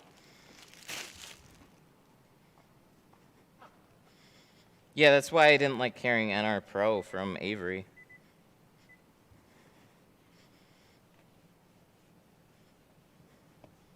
Most of the time, you were okay. But like, even if you, see the thing is, even if most people don't come back, it's not that they're not thinking it.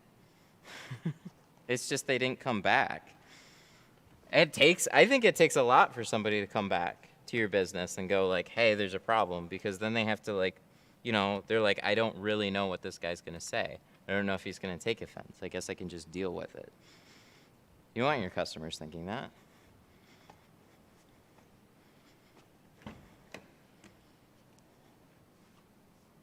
At least I wouldn't think so. It's like sending food back to the kitchen. Yeah, and then are they gonna spit in your food?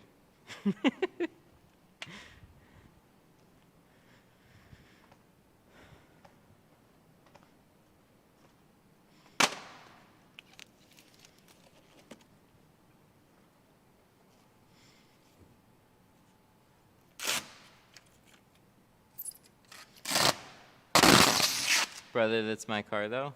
What do you mean? Huh? Philip.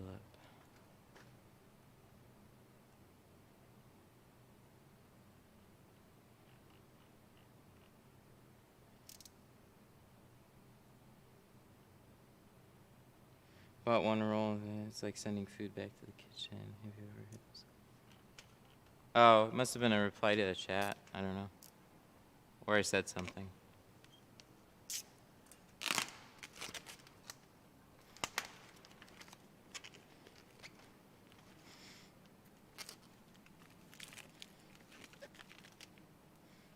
All right. Let's grab another blade here. It's the demeanor they have that's a problem. Who, the shop or the client? I mean, I guess it could be both, but... Yeah, some shops are really dismissive of problems.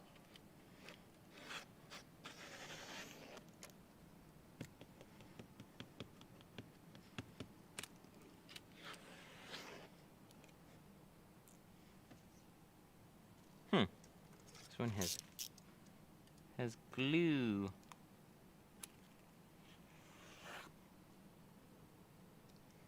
I wonder if this was tinted before.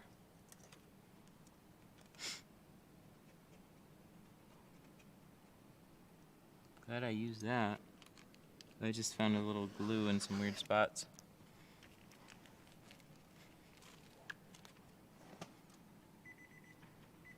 No! Turn back on. Thank you.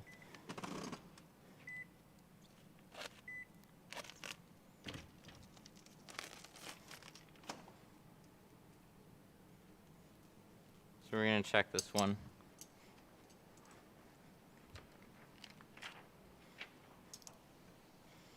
Do family and friends bug for free tint? No, not really. My dad's got a tint shop, so that helps with family. They'll go to him. So this one, yeah, these are interesting. Oh, okay. I get it now. That's kind of funny. So when they go down, they kind of like swing out this way, but then they kick back up this way. So they just shift a little bit when they're rolling up and down, but they both land in the same spot when they're back to where they were. Just want to make sure that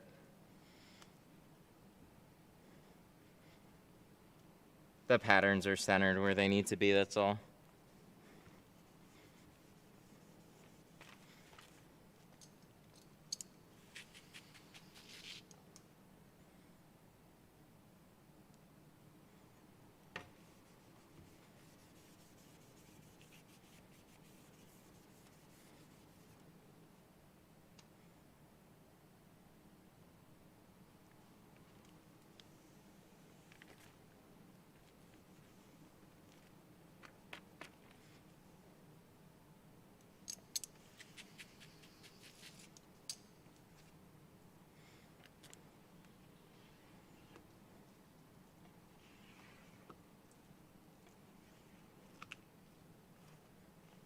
It can have a gap when it rolls down, but not when it rolls up. I don't like it to have a gap ever. Yeah, so that was like an old, I'll make my patterns wider now. I used to kind of not pay attention as much when I was mobile, because it was like, it really wasn't ever something somebody brought up in person. So I don't know how many people ever noticed. So like, it's really common on like fusions and chargers. When you roll down the window, like the back door, it would shift in one direction, and then it would shift back and place the other direction.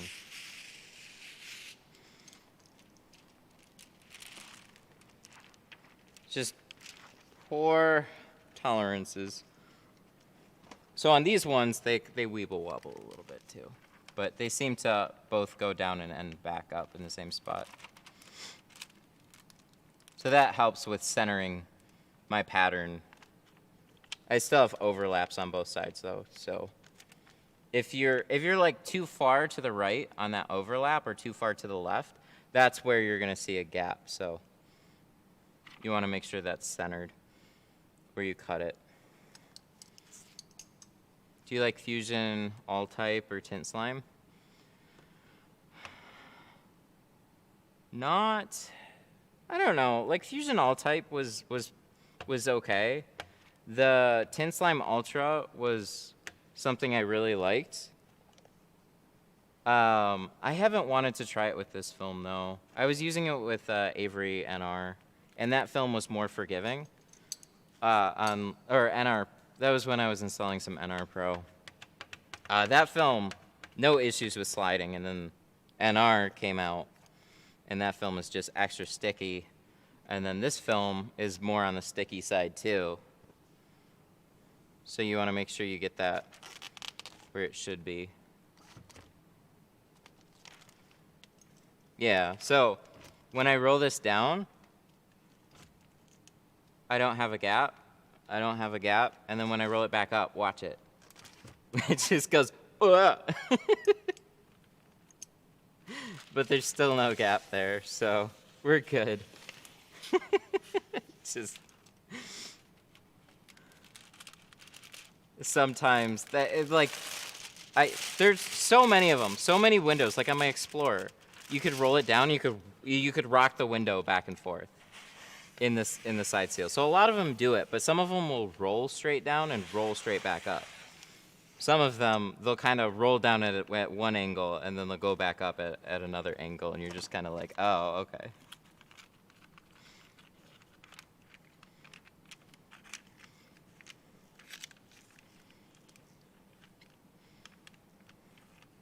This one's just like, ugh. I didn't understand it. Now I do.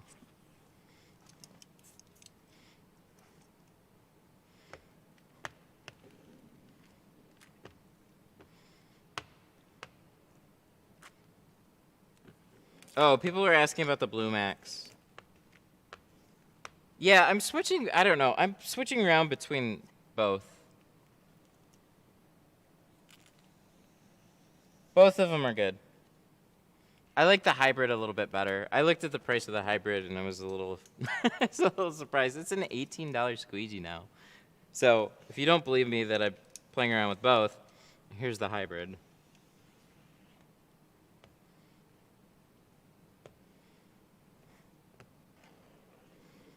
At least they give you two sides. I didn't think it was all the way up to 18 though, but it is. I bought them. I just bought a bunch of other tools with it, and then they're like, holy shit, that blade's getting expensive. Blue Max is starting to scratch for us. Yeah, that's where they'll kind of wear out. I got that little squeegee blade sharpening station over there, so if I have a nick or something, I can keep it going longer.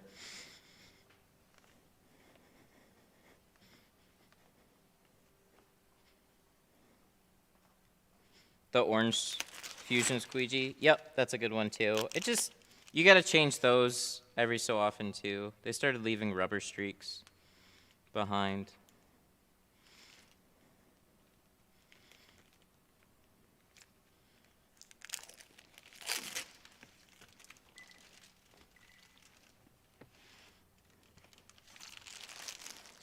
You ever hear a DBA instead of LLC?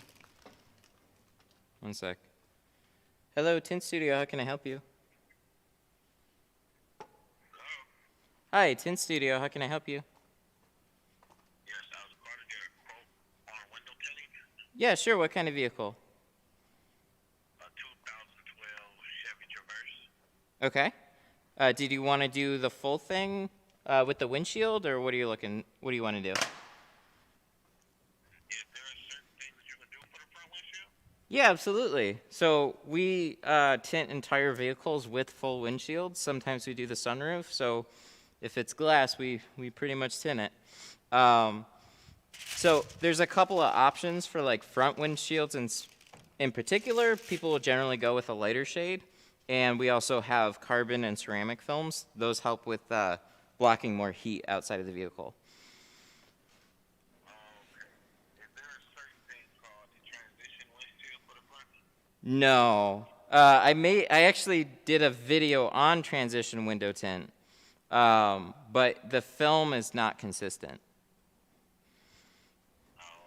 So it was fun to play around with, but when it gets hot, it fades to clear. It was also just not fun to work with. Okay. So, yeah, I'm looking for doing the 2 doors Okay. and the back windshield. 2 doors in the back windshield? Front windshield, so I wouldn't even factor that in unless it's economical. Okay. Sure. So the back windshield, what was the vehicle? You said it was a 12 Traverse?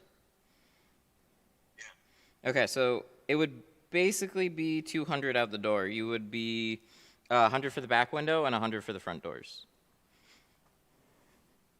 So we got 4 doors and the back windshield, $200. Oh, you wanted to do all the rear windows. So you said sorry, I misunderstood. I thought, I mean, the 2 front doors right. and the 2 back doors and the back windshield. Oh, okay, the back door's in the chair. So basically, all the sides in the back. Okay. That would be our standard pricing, so we would do that for $280. Oh, okay. That's not bad. Do I need to set up an appointment when I'm ready? Yeah. So everything we do is by appointments. We do have as early as I think mid next week we could get you in if you're interested. Okay. Yeah, I'm just getting some quotes and getting things put together, so I'm putting the plan together so I can execute it. Okay. Well, if you want to go with us, just let us know, and we'd be happy to take care of it. All right, sure, thank you. All right, have a good one. Bye.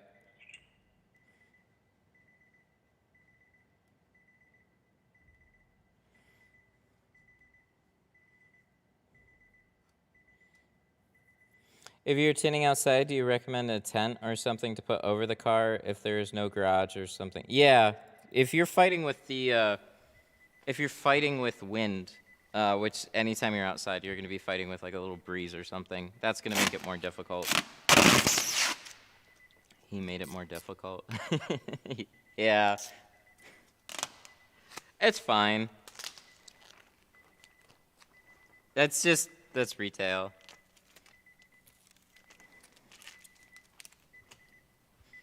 If somebody's never had tint before, it's like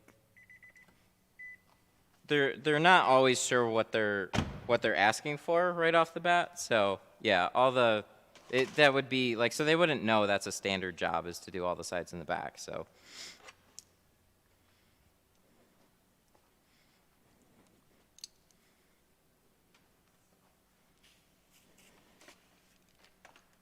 no, yeah, back to the DBA question. No, I don't know the differences. If you're that type of stuff, I'd do some research on yourself and see what maybe even a lawyer would say about something like that. I'm honestly not sure. I know most people do LLCs. Or you can ask in the Facebook group. They might know.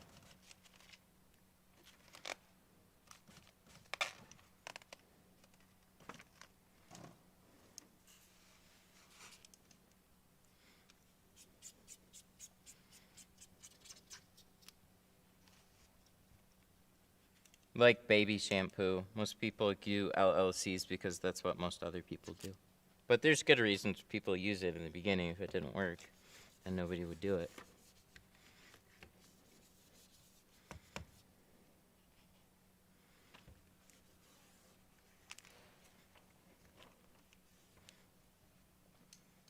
Is Pro Classic less hazy than V Nano? I've never seen V Nano in person, but I could guarantee you it is.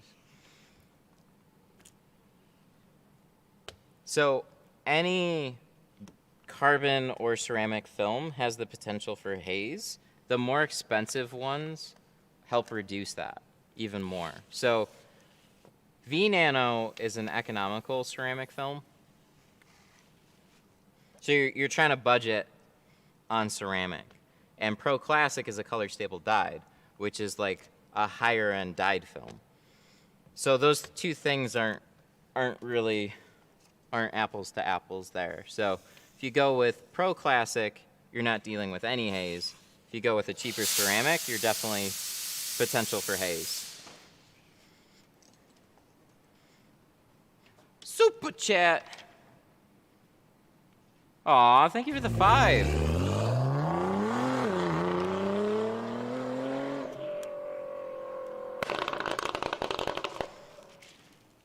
Astral Super chatted $4.99. Hey Matt, hope Astral! your day is going well. Thank you, sir. Yeah, like,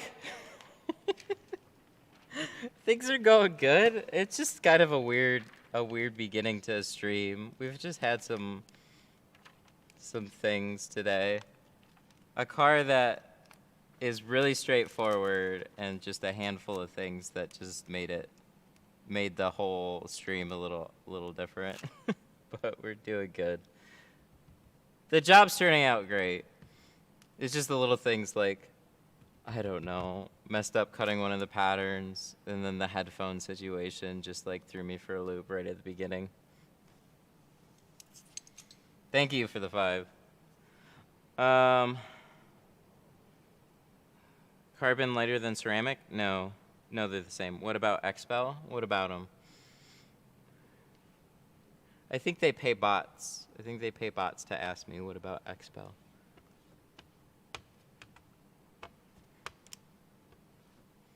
No, I just get that. I get that question a lot. So when you go to the top tier brands, you're getting good films pretty much across the board. You're getting like a high quality dyed, a high quality ceramic, and a high quality carbon, like those options to pick from as a business. And it's kind of like what fits your budget. And ideally you want to carry all of them just to have a wide offering to people that are coming to you for tint jobs.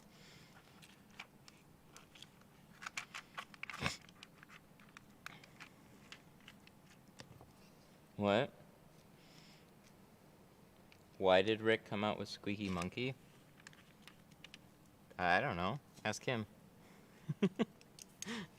Thought it had good potential. I like the idea. Hydrophobic coatings can be a problem.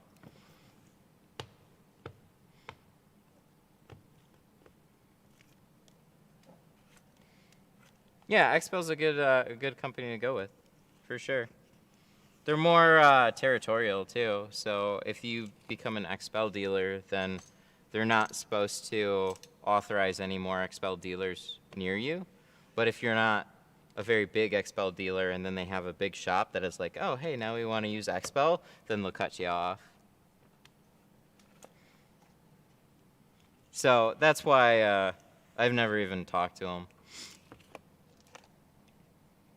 That's like good for the company, yeah.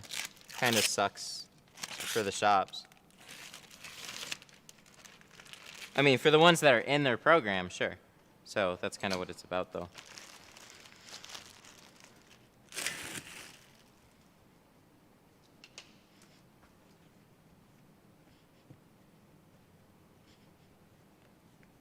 But they get their films made. Same place a lot of other companies get their films made.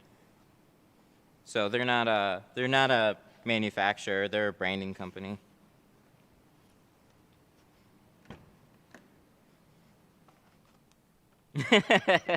There you go. Platter cutting tint you like? That sounds like a question that's been tried to get answered a few times. Plotters, no. So I'm getting one, and we're gonna play around with software and stuff because it's finally about that time that we actually do it. And I've never used this software before. I have tried 5 or 6 different softwares. There was only one software that I really liked.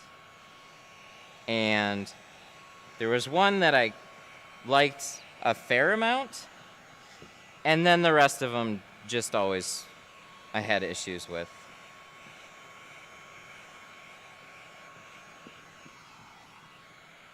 But we will definitely go over all of that. XPEL was easily the best patterns that I ever saw. Man, the attention to detail on those patterns were awesome. One sec. Canon. Sorry, let me just adjust that a little bit. Take a sip. Cheers. This mug, I didn't know this. This turns purple outside because it's a Tint Wiz mug.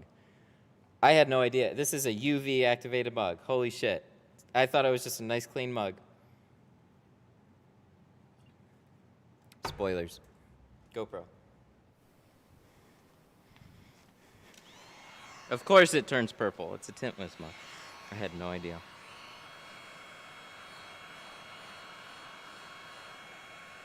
So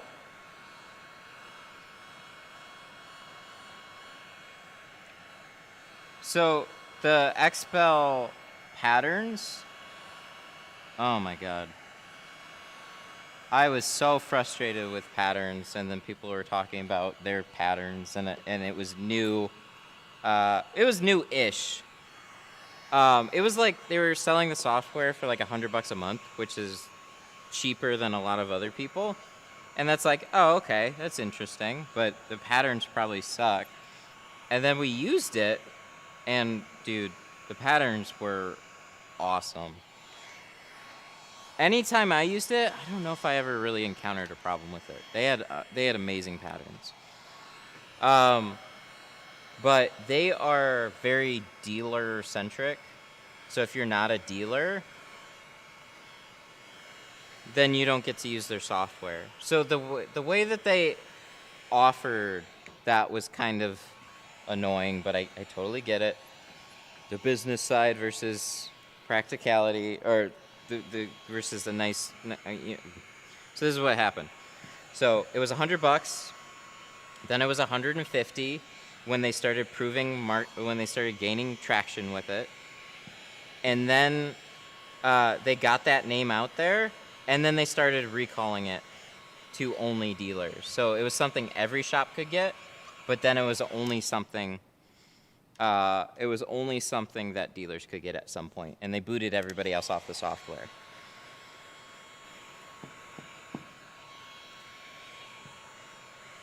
So they did it as a way to get their name out there more in the tinting world, get their film out there, get their name out there, and then get more window tint dealers, and then crack down, because they were gaining market share in window tint, and they've done really well with it.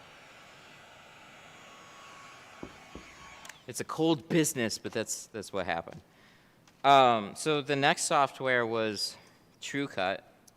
That was by Suntech, which is probably under a Lumar umbrella now for software. But TrueCut had pretty good patterns.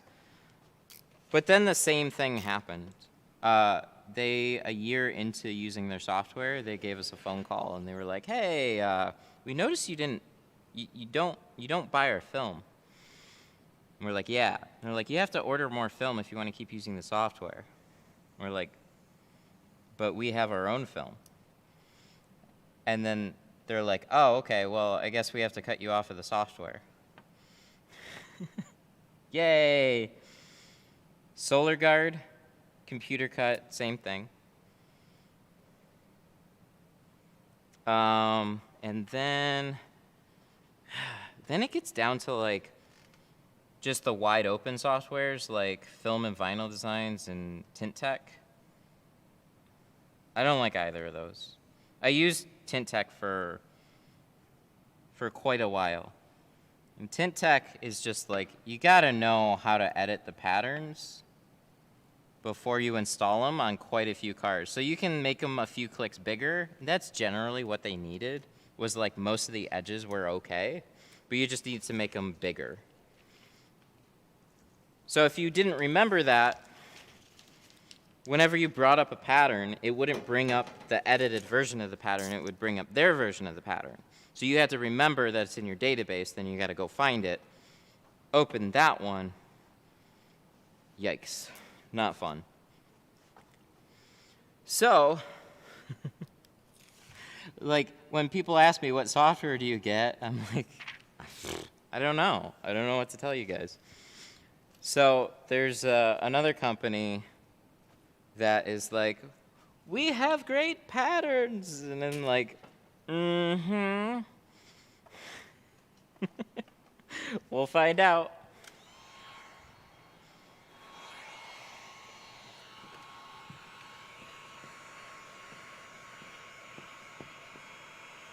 What is it? DAP and XPEL programs are very similar. It's because DAP is XPEL.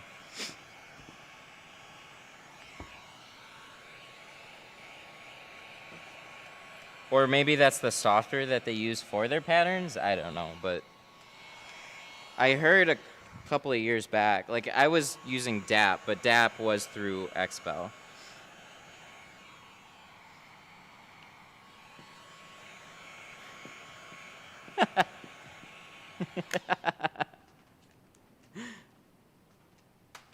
Well, it kind of reminds me of like when FlexiCut, like Tint Tech is built on FlexiCut, and so are a couple of other softwares. Like they use a program called FlexiCut, so that's what I wasn't sure of. But yeah, Expel and DAP are the same. I'm so sorry. I've just received my Glass A tape in the mail.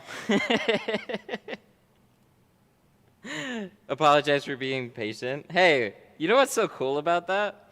That all got resolved during the stream. Start, middle, and end. That was beautiful. Thanks for letting me know. Glad that it got to you, man. No, it was like you were cool about it in the middle. Just like, okay, he's not ignoring it. It's all good. We'll get it taken care of. That's funny. I'd say DAP is the best, then Computer Cut. Did you try TrueCut? But yeah, Computer Cut was one of the better ones. But it had its issues too. Yep, I agree.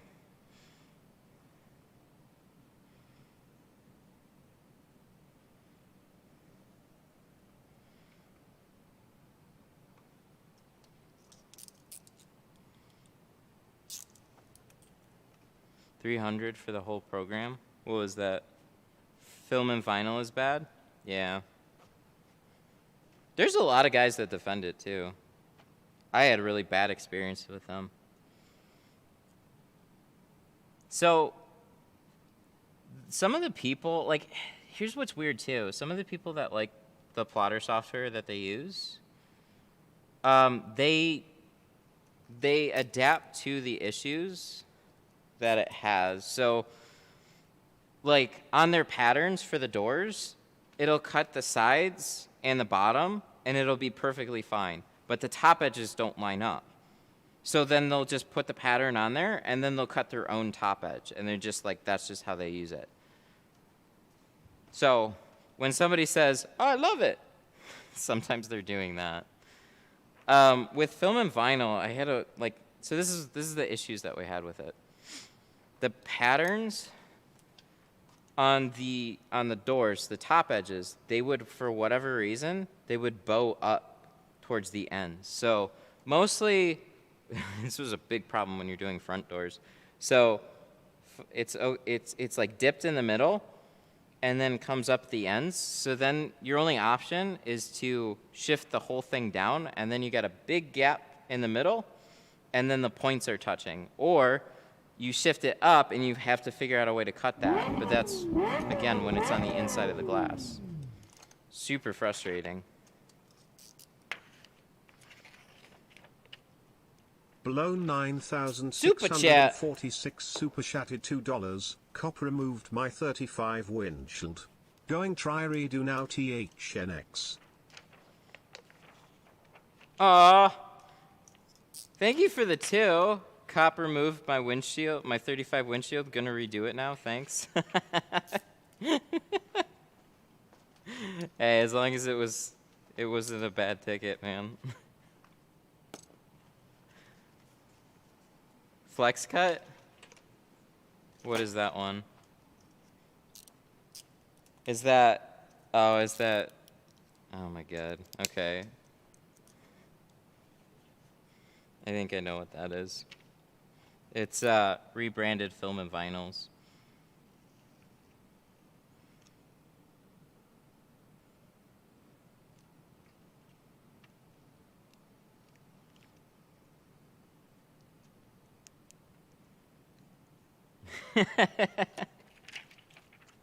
No ticket, just a warning. So then it's like, woohoo, let's go.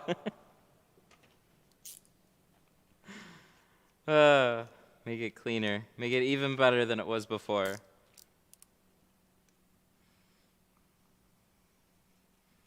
Glass 8 is best cuts. That's right. Yes, I don't like plotters because I want everybody to use Glass 8 instead. Oh, dang, that sounds pretty messed up. That's it. Actually, no. You'll see. We'll get a plotter. I'll talk about where it's helpful, where it's not. So it's more. It's not as much for me as it is for like your average tint business. That's where they're really helpful. So when you're getting through cars every day, I mean, in my old videos, there's a plotter in the background. I was at my dad's shop. We had a bunch of cars we had to do every day. I wasn't as particular about cars then. I didn't have time to be. It was like, you have one car, half hour later you got another one, just keep that train going. So one of the best ways to do that, extra help and a plotter. So when you have to teach somebody to hand cut, but you can teach somebody very quickly to run a plotter and cut for you, and then all of a sudden you can start training somebody new very easily.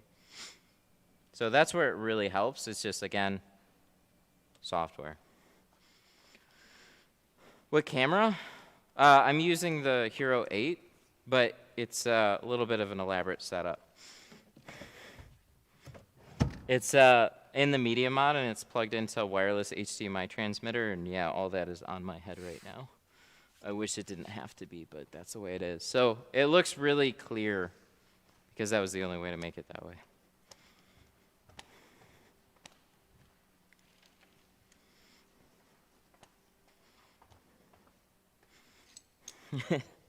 Glass 8 always makes patterns fit. That's true. It does.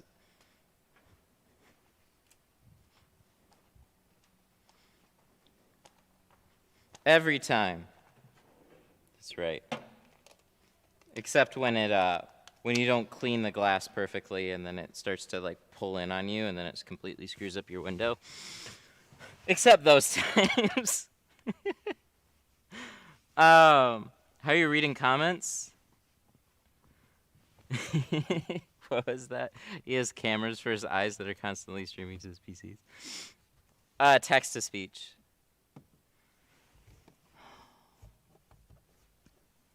Do we got one? Oh, we do. Do these things work? Where are they? I sell these. I sell these because I was told I should sell them. But I never used one of these ever. But these are panel sticks. And they felt like they were good. So, if I can get this in this little lip here. There we go. I figured it'd work, but... These ones and a couple of other cars do this. So you can actually get the third brake light out of the way. But you do have enough room to just tint them anyways. That's a little push clip. How do we...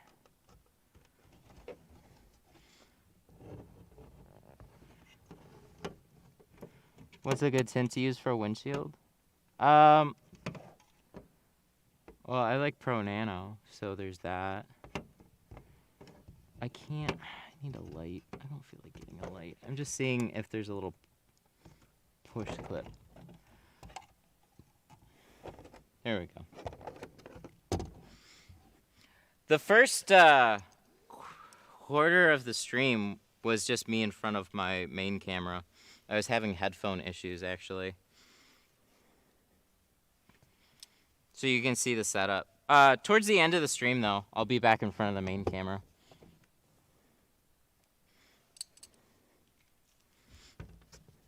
It's nuts. There's no simple way to do what I'm doing. Unless, like, if you want to just take the GoPro and stream it to YouTube, you can absolutely do that. If you want to take a GoPro and you want to hook it into OBS, there's no easy way to do it. Either a wireless HDMI streamer or use the RTMP signal and make a dedicated RTMP server and then stream to that. But you'll have all sorts of other little quality issues, and it works. And we did it for quite a while.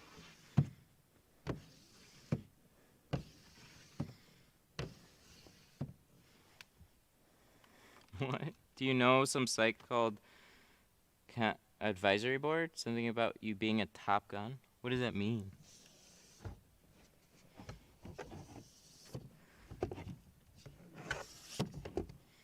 Do you ever get overwhelmed with the text-to-speech?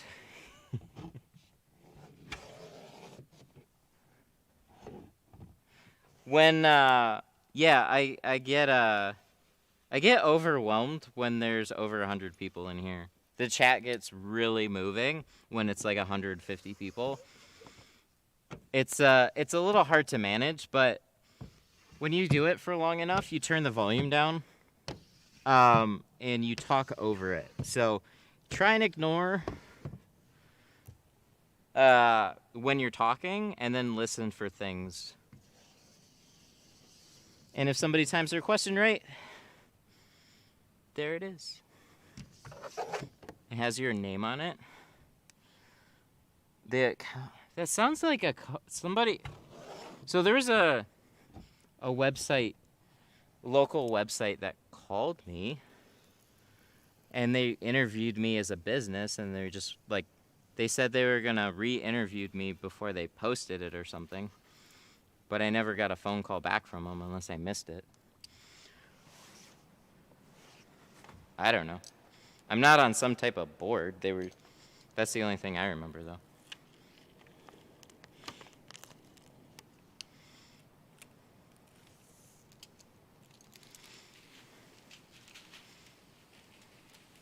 I'll have to check it out.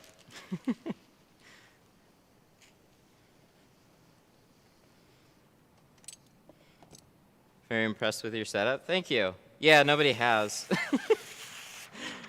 Nobody did this before me.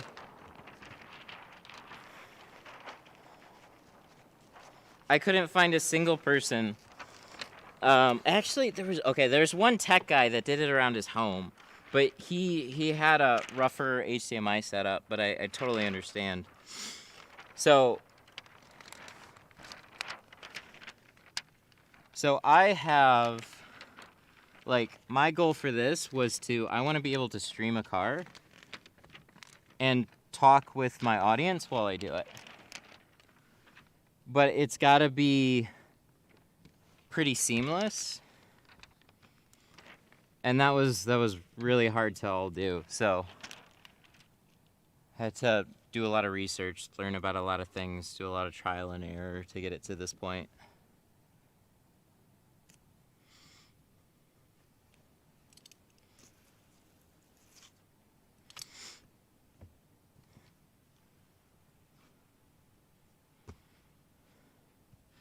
I'd like to copy your text-to-speech. So there's a program called Restream. Some of the things I use, it's really straightforward. So text-to-speech, really easy. Routing the audio was a little confusing.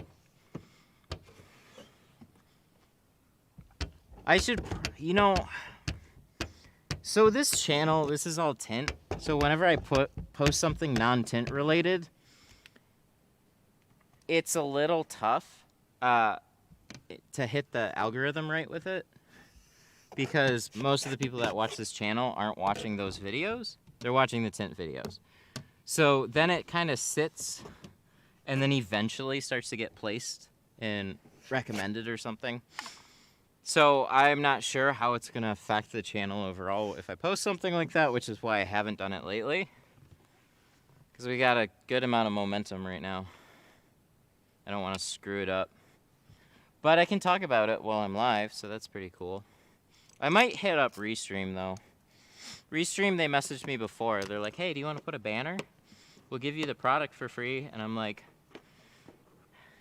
I think I'll just pay for it. Banner space is more than that.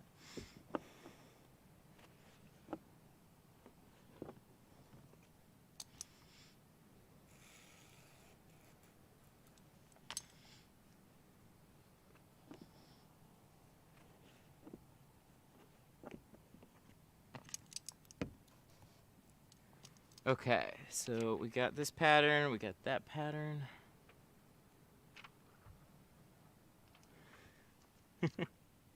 Spray tank, tell me more. You're getting the hang of it. It's a skill. To get your question answered when there's a lot of people, it's a skill. You gotta just snipe them in there. Yeah, so the spray tank is called a tint keg. They're awesome.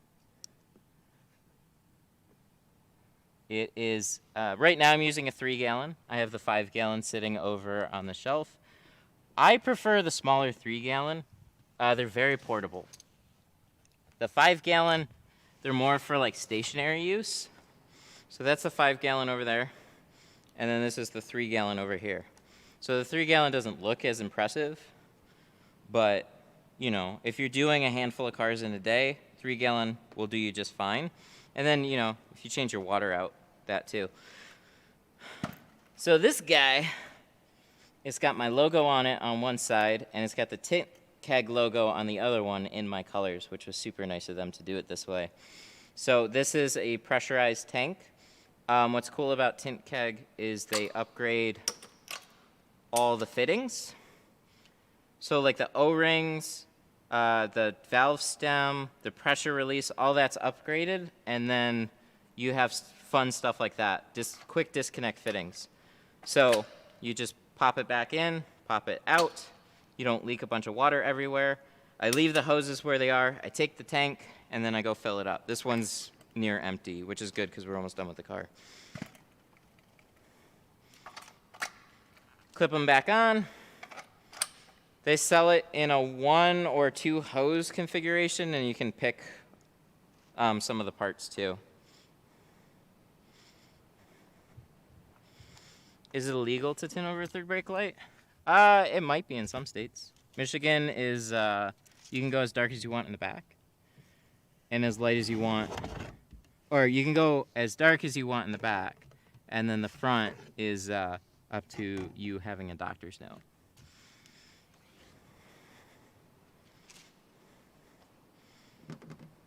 Dang. We might have just screwed ourselves. That's really not good. Hopefully not. It's that right there.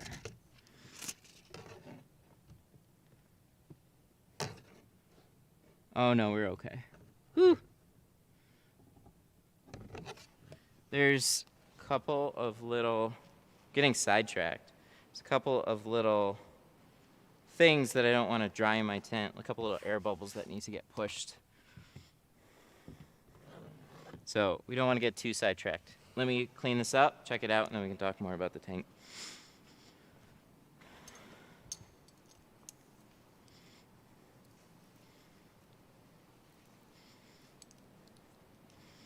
What brand of film? GeoShield. I don't know if it's been asked, but is someone, what's your favorite car to tint? What is the most difficult?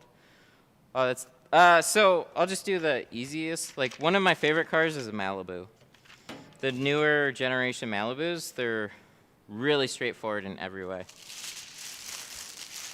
Love tinting those. They used to be really common too. I haven't gotten one in a little bit. What state? Michigan.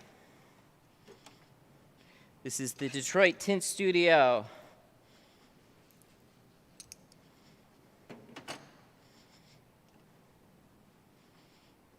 Look, you can get it on a card too. Yay. I like little things like that.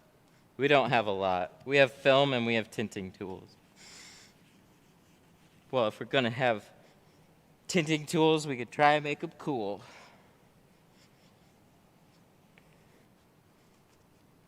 How's the eBay tint? I wouldn't get it. So, I don't know. I thought the color was gone for a little bit, and then it came back. Turns out on a hot day, it doesn't like the heat. So it like gets really dark, and then the hotter the glass gets, then it fades to clear. It no worky. So we pulled it. I did that Walmart video. I pulled that stuff off. I have a video coming out on Sunday that's going to be about Amazon tint tools.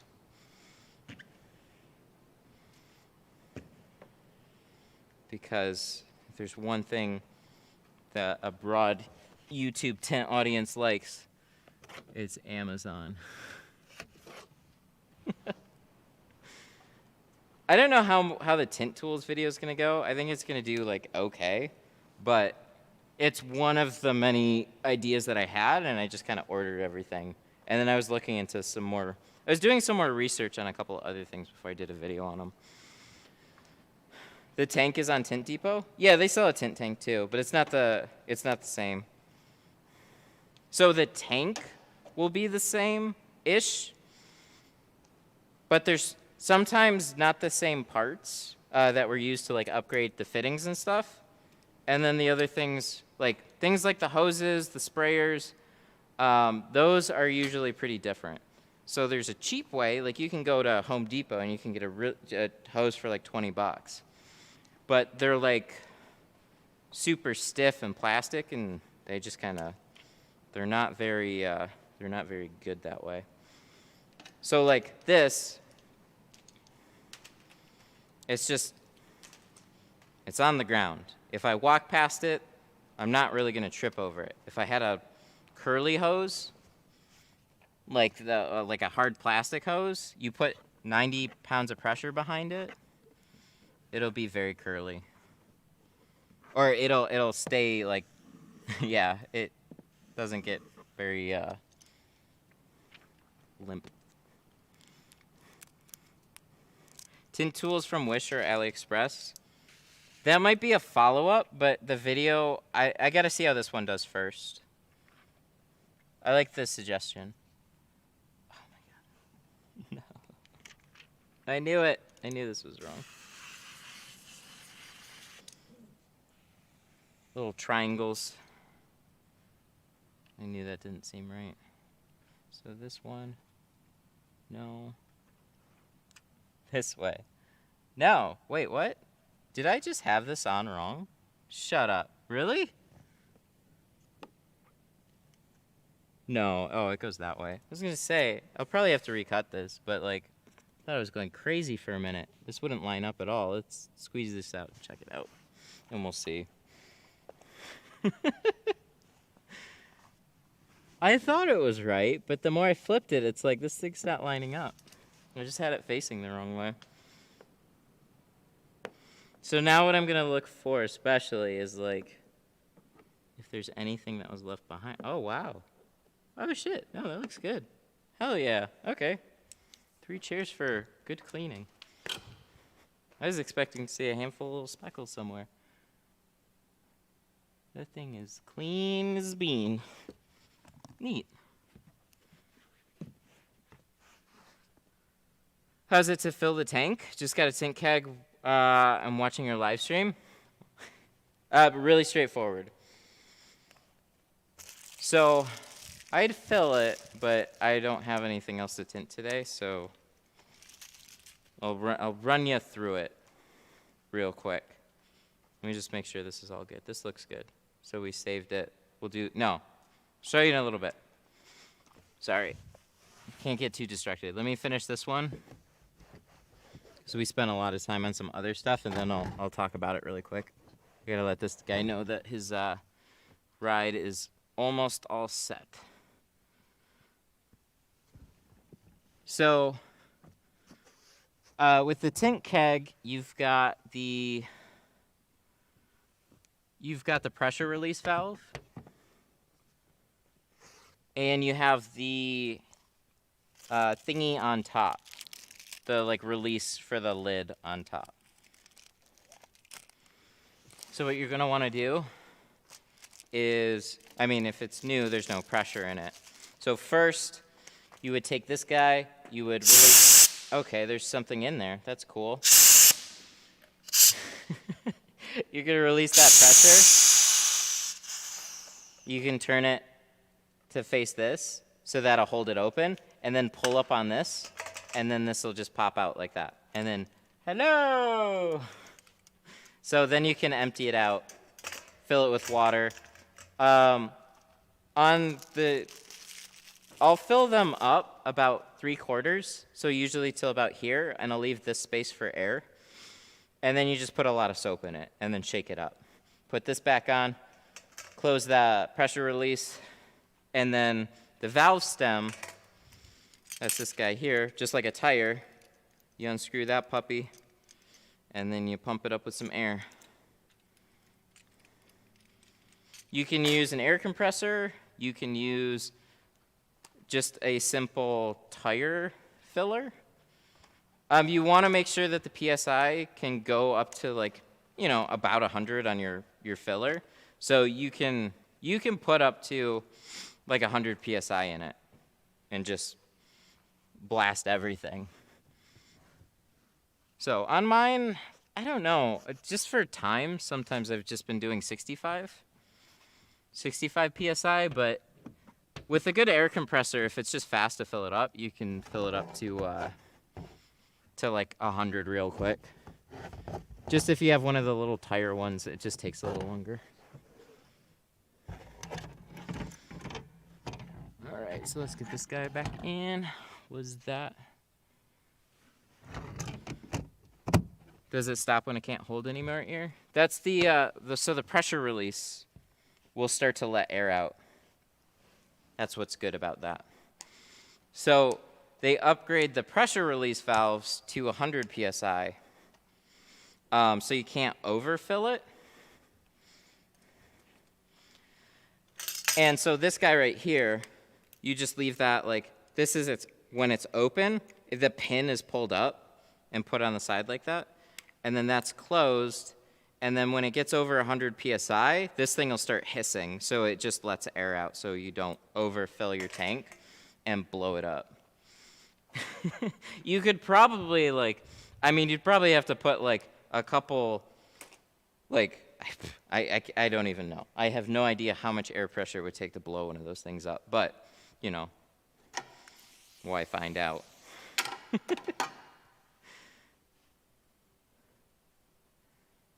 Do you sell a squeegee that you use? No, I don't. These things, you can find them locally most of the time. So Meyer sells these. This is literally a Libman flat squeegee. These things just worked great, so I use those.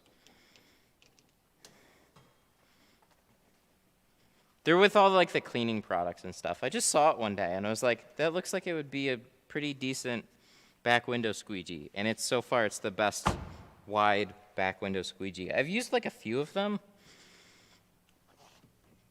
Just like, I've used like 4 or 5 different like shower / flat glass type squeegees like that. That one's the best. That one's the best out of everything I've used. Like I got this one up here.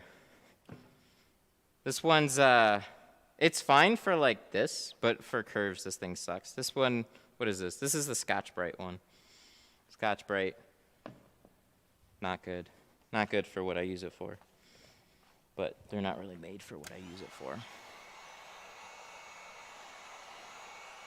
Dang! I'm really happy with this.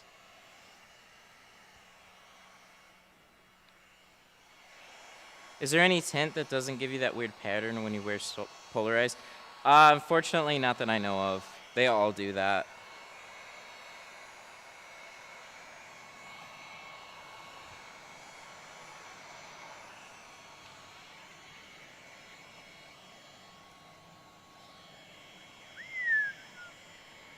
This looks good.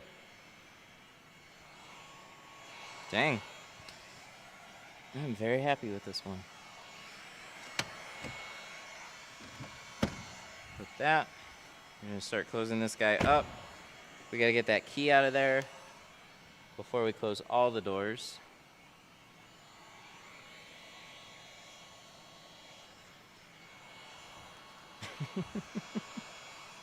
Will water-based lubricant work if I don't have dish soap? No, go get soap.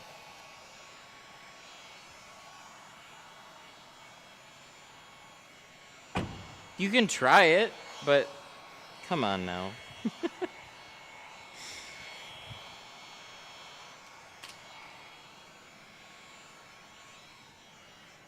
It's like, watch my Amazon tint tool video tomorrow. There's things that you'll see. You don't need all the tools to tint your car. you can tint your car with very little, but it's having the right few things for the job. One of those is some baby shampoo or some dish soap. That'll make a difference. Something like a heat gun. Definitely need one of those. And some basic squeegees and stuff like that. They don't need to be as fancy as this one, but there's just some things that'll just make sense for the job. If you don't get those types of things, then you're already giving yourself a hard time if you've never tinted before, which if you don't have them, probably never tinted before. But that's kind of how it goes. Oh, I didn't really do a walk around. What time is it, 4? Should probably let this guy know. Oh, I didn't even meet him. I forgot, this thing was dropped off here when I got here. Hang on, let me make a phone call really quick. And then we'll end.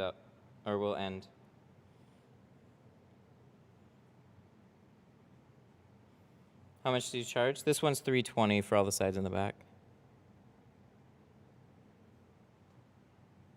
All right, one sec.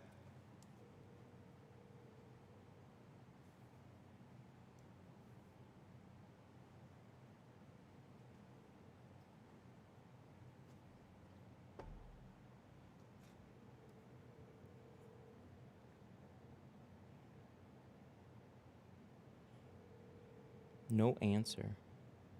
Then we send a text. No. Okay. We're just going to send a text.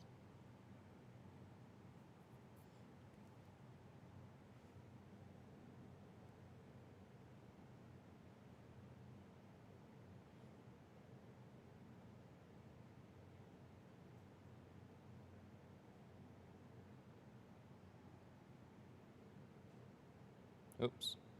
Oh, there we go. Hello, Tint Studio. Hey, just letting you know we're just wrapping up your car, so it'll be all set in just a couple minutes. No problem. We'll see you soon. Bye. All right, cool. Okay, what's everything on your head? We'll do this really quick. I just wanted to let him know that his car is pretty much all done. Well, it is. It is all done. So yeah, this is all the craziness that's on my head. This is literally what you have to do to get all this to work. So this is the magic that makes the video feed look really clean. This is a wireless HDMI transmitter. Do not cheap out on these though. You have to get something that's a little bit more expensive because wireless HDMI is not consistent when it's bobbling all over the place. So this streams at 1080, 60 frames per second. This is basically just a wireless HDMI cord, right? Or just an HDMI cord, cut it up, wireless. That's all it is. So, GoPro Hero 8. It switched. Hero 8 in a media mod. Battery life sucks, so there's no battery in here. For that, we use this little anchor. I don't know the output on this. This was just the smallest one I could find. That plugs in to power the GoPro. Good, it didn't switch. Then I run HDMI out through a little, because it's like micro HDMI to like regular HDMI, so you have to have an adapter that plugs into here. Then this, the battery that's plugged into here, because I don't want to turn it off yet, you have to put one of these on here. So I literally Velcroed it to the back. So battery, Velcro, that's how this all kind of stays on the GoPro head mount. And then I have a Rode wireless microphone here, because that's honestly the cleanest, simplest microphone that you can find. So, and all that together, then you can stream to your computer, and then it plugs in as a regular source on OBS. So, then you do this, and then it's all, whoa, magic, GoPro. Canon. See? Magical. Pretty sweet. Do you ever wonder if you've gone too far? Yeah, a little bit. Especially when people are like, why'd you do that? But when you see all the pieces work together really well, seamlessly, that's what I was going for. So, yeah, so my hands, they're busy. I'm working. Sometimes the camera will switch all funny, but generally it's been really good. But yeah, so some people had like little remotes and stuff to like change cameras and stuff. I can't do that. I soapy water hands and stuff.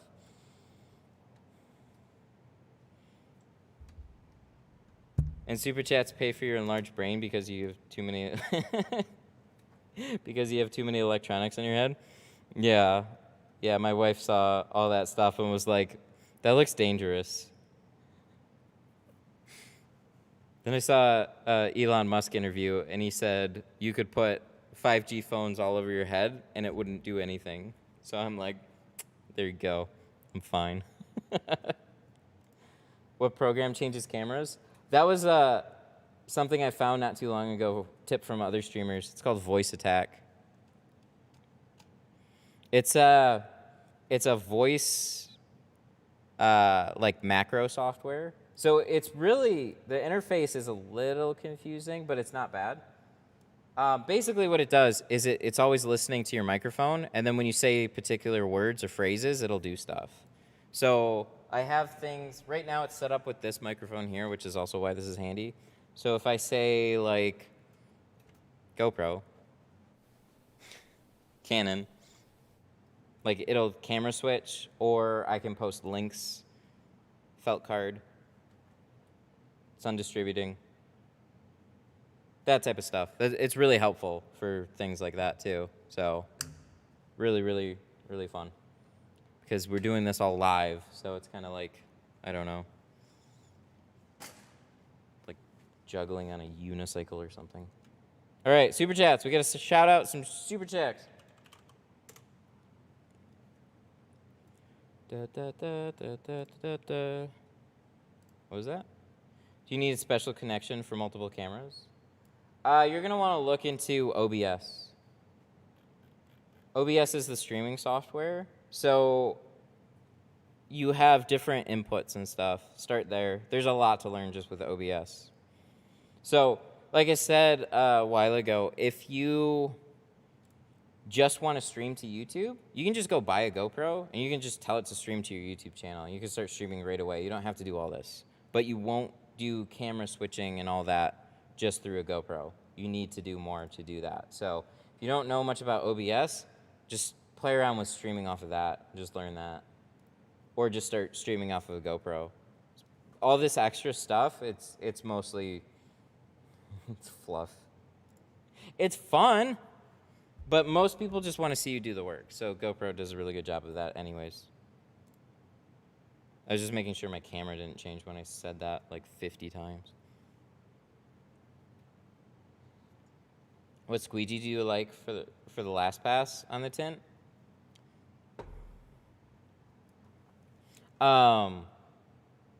Oh, so last pass, I like the same squeegee for everything.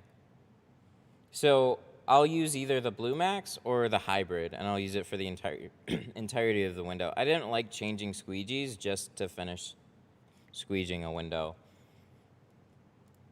But I've always been tinting that way. It's just one squeegee cleans everything and installs everything. You wear them out a little faster, but it works. But yeah, same thing. Blue Max or hybrid will work great. All right, so super chats. Blown. Oh, that was, sorry, I didn't call out your name before. Blown with the windshield removal. Blown, Astral, Mad Eyes Dog, Jose, Lewis, Todd. Thank you guys for the super chats. I greatly appreciate it. And anybody else that hung out today. It's always good to have you. Sorry about all the little headphone hiccups. It was working fine, and then just decided to not work anymore. So at least they work now. Now I'm just kind of overly nervous that they're going to break on me again. The reason I asked, we stream now and we want to have more than 2 cameras. Yeah, then you got to use a program like OBS. I can show you what that looks like real quick before I end. But there's so many channels. Like streaming is such a heavily covered subject now that you can learn so much from so many other channels on all this. So if I switch to desktop, so this always looks crazy. This is my preview window right here.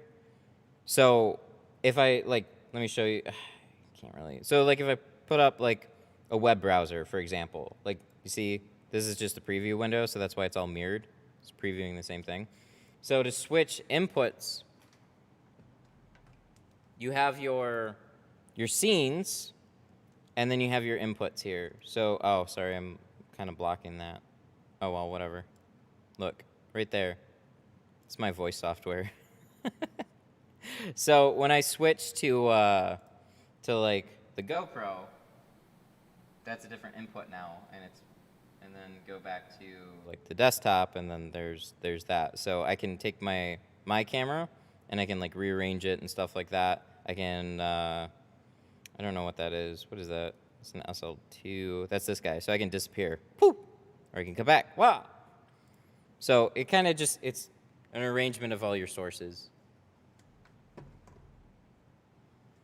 Getting the GoPro connected to OBS, that's the challenge because there's literally nothing that makes this easy other than the wireless HDMI transmitter.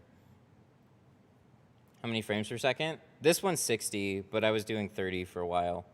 Do one or the other. So with the wireless transmitter, that was doing, that had the perk of doing 60, so we switched everything over to 60. Before we were just doing 30. But when you're trying to show things, smoother is a little bit better.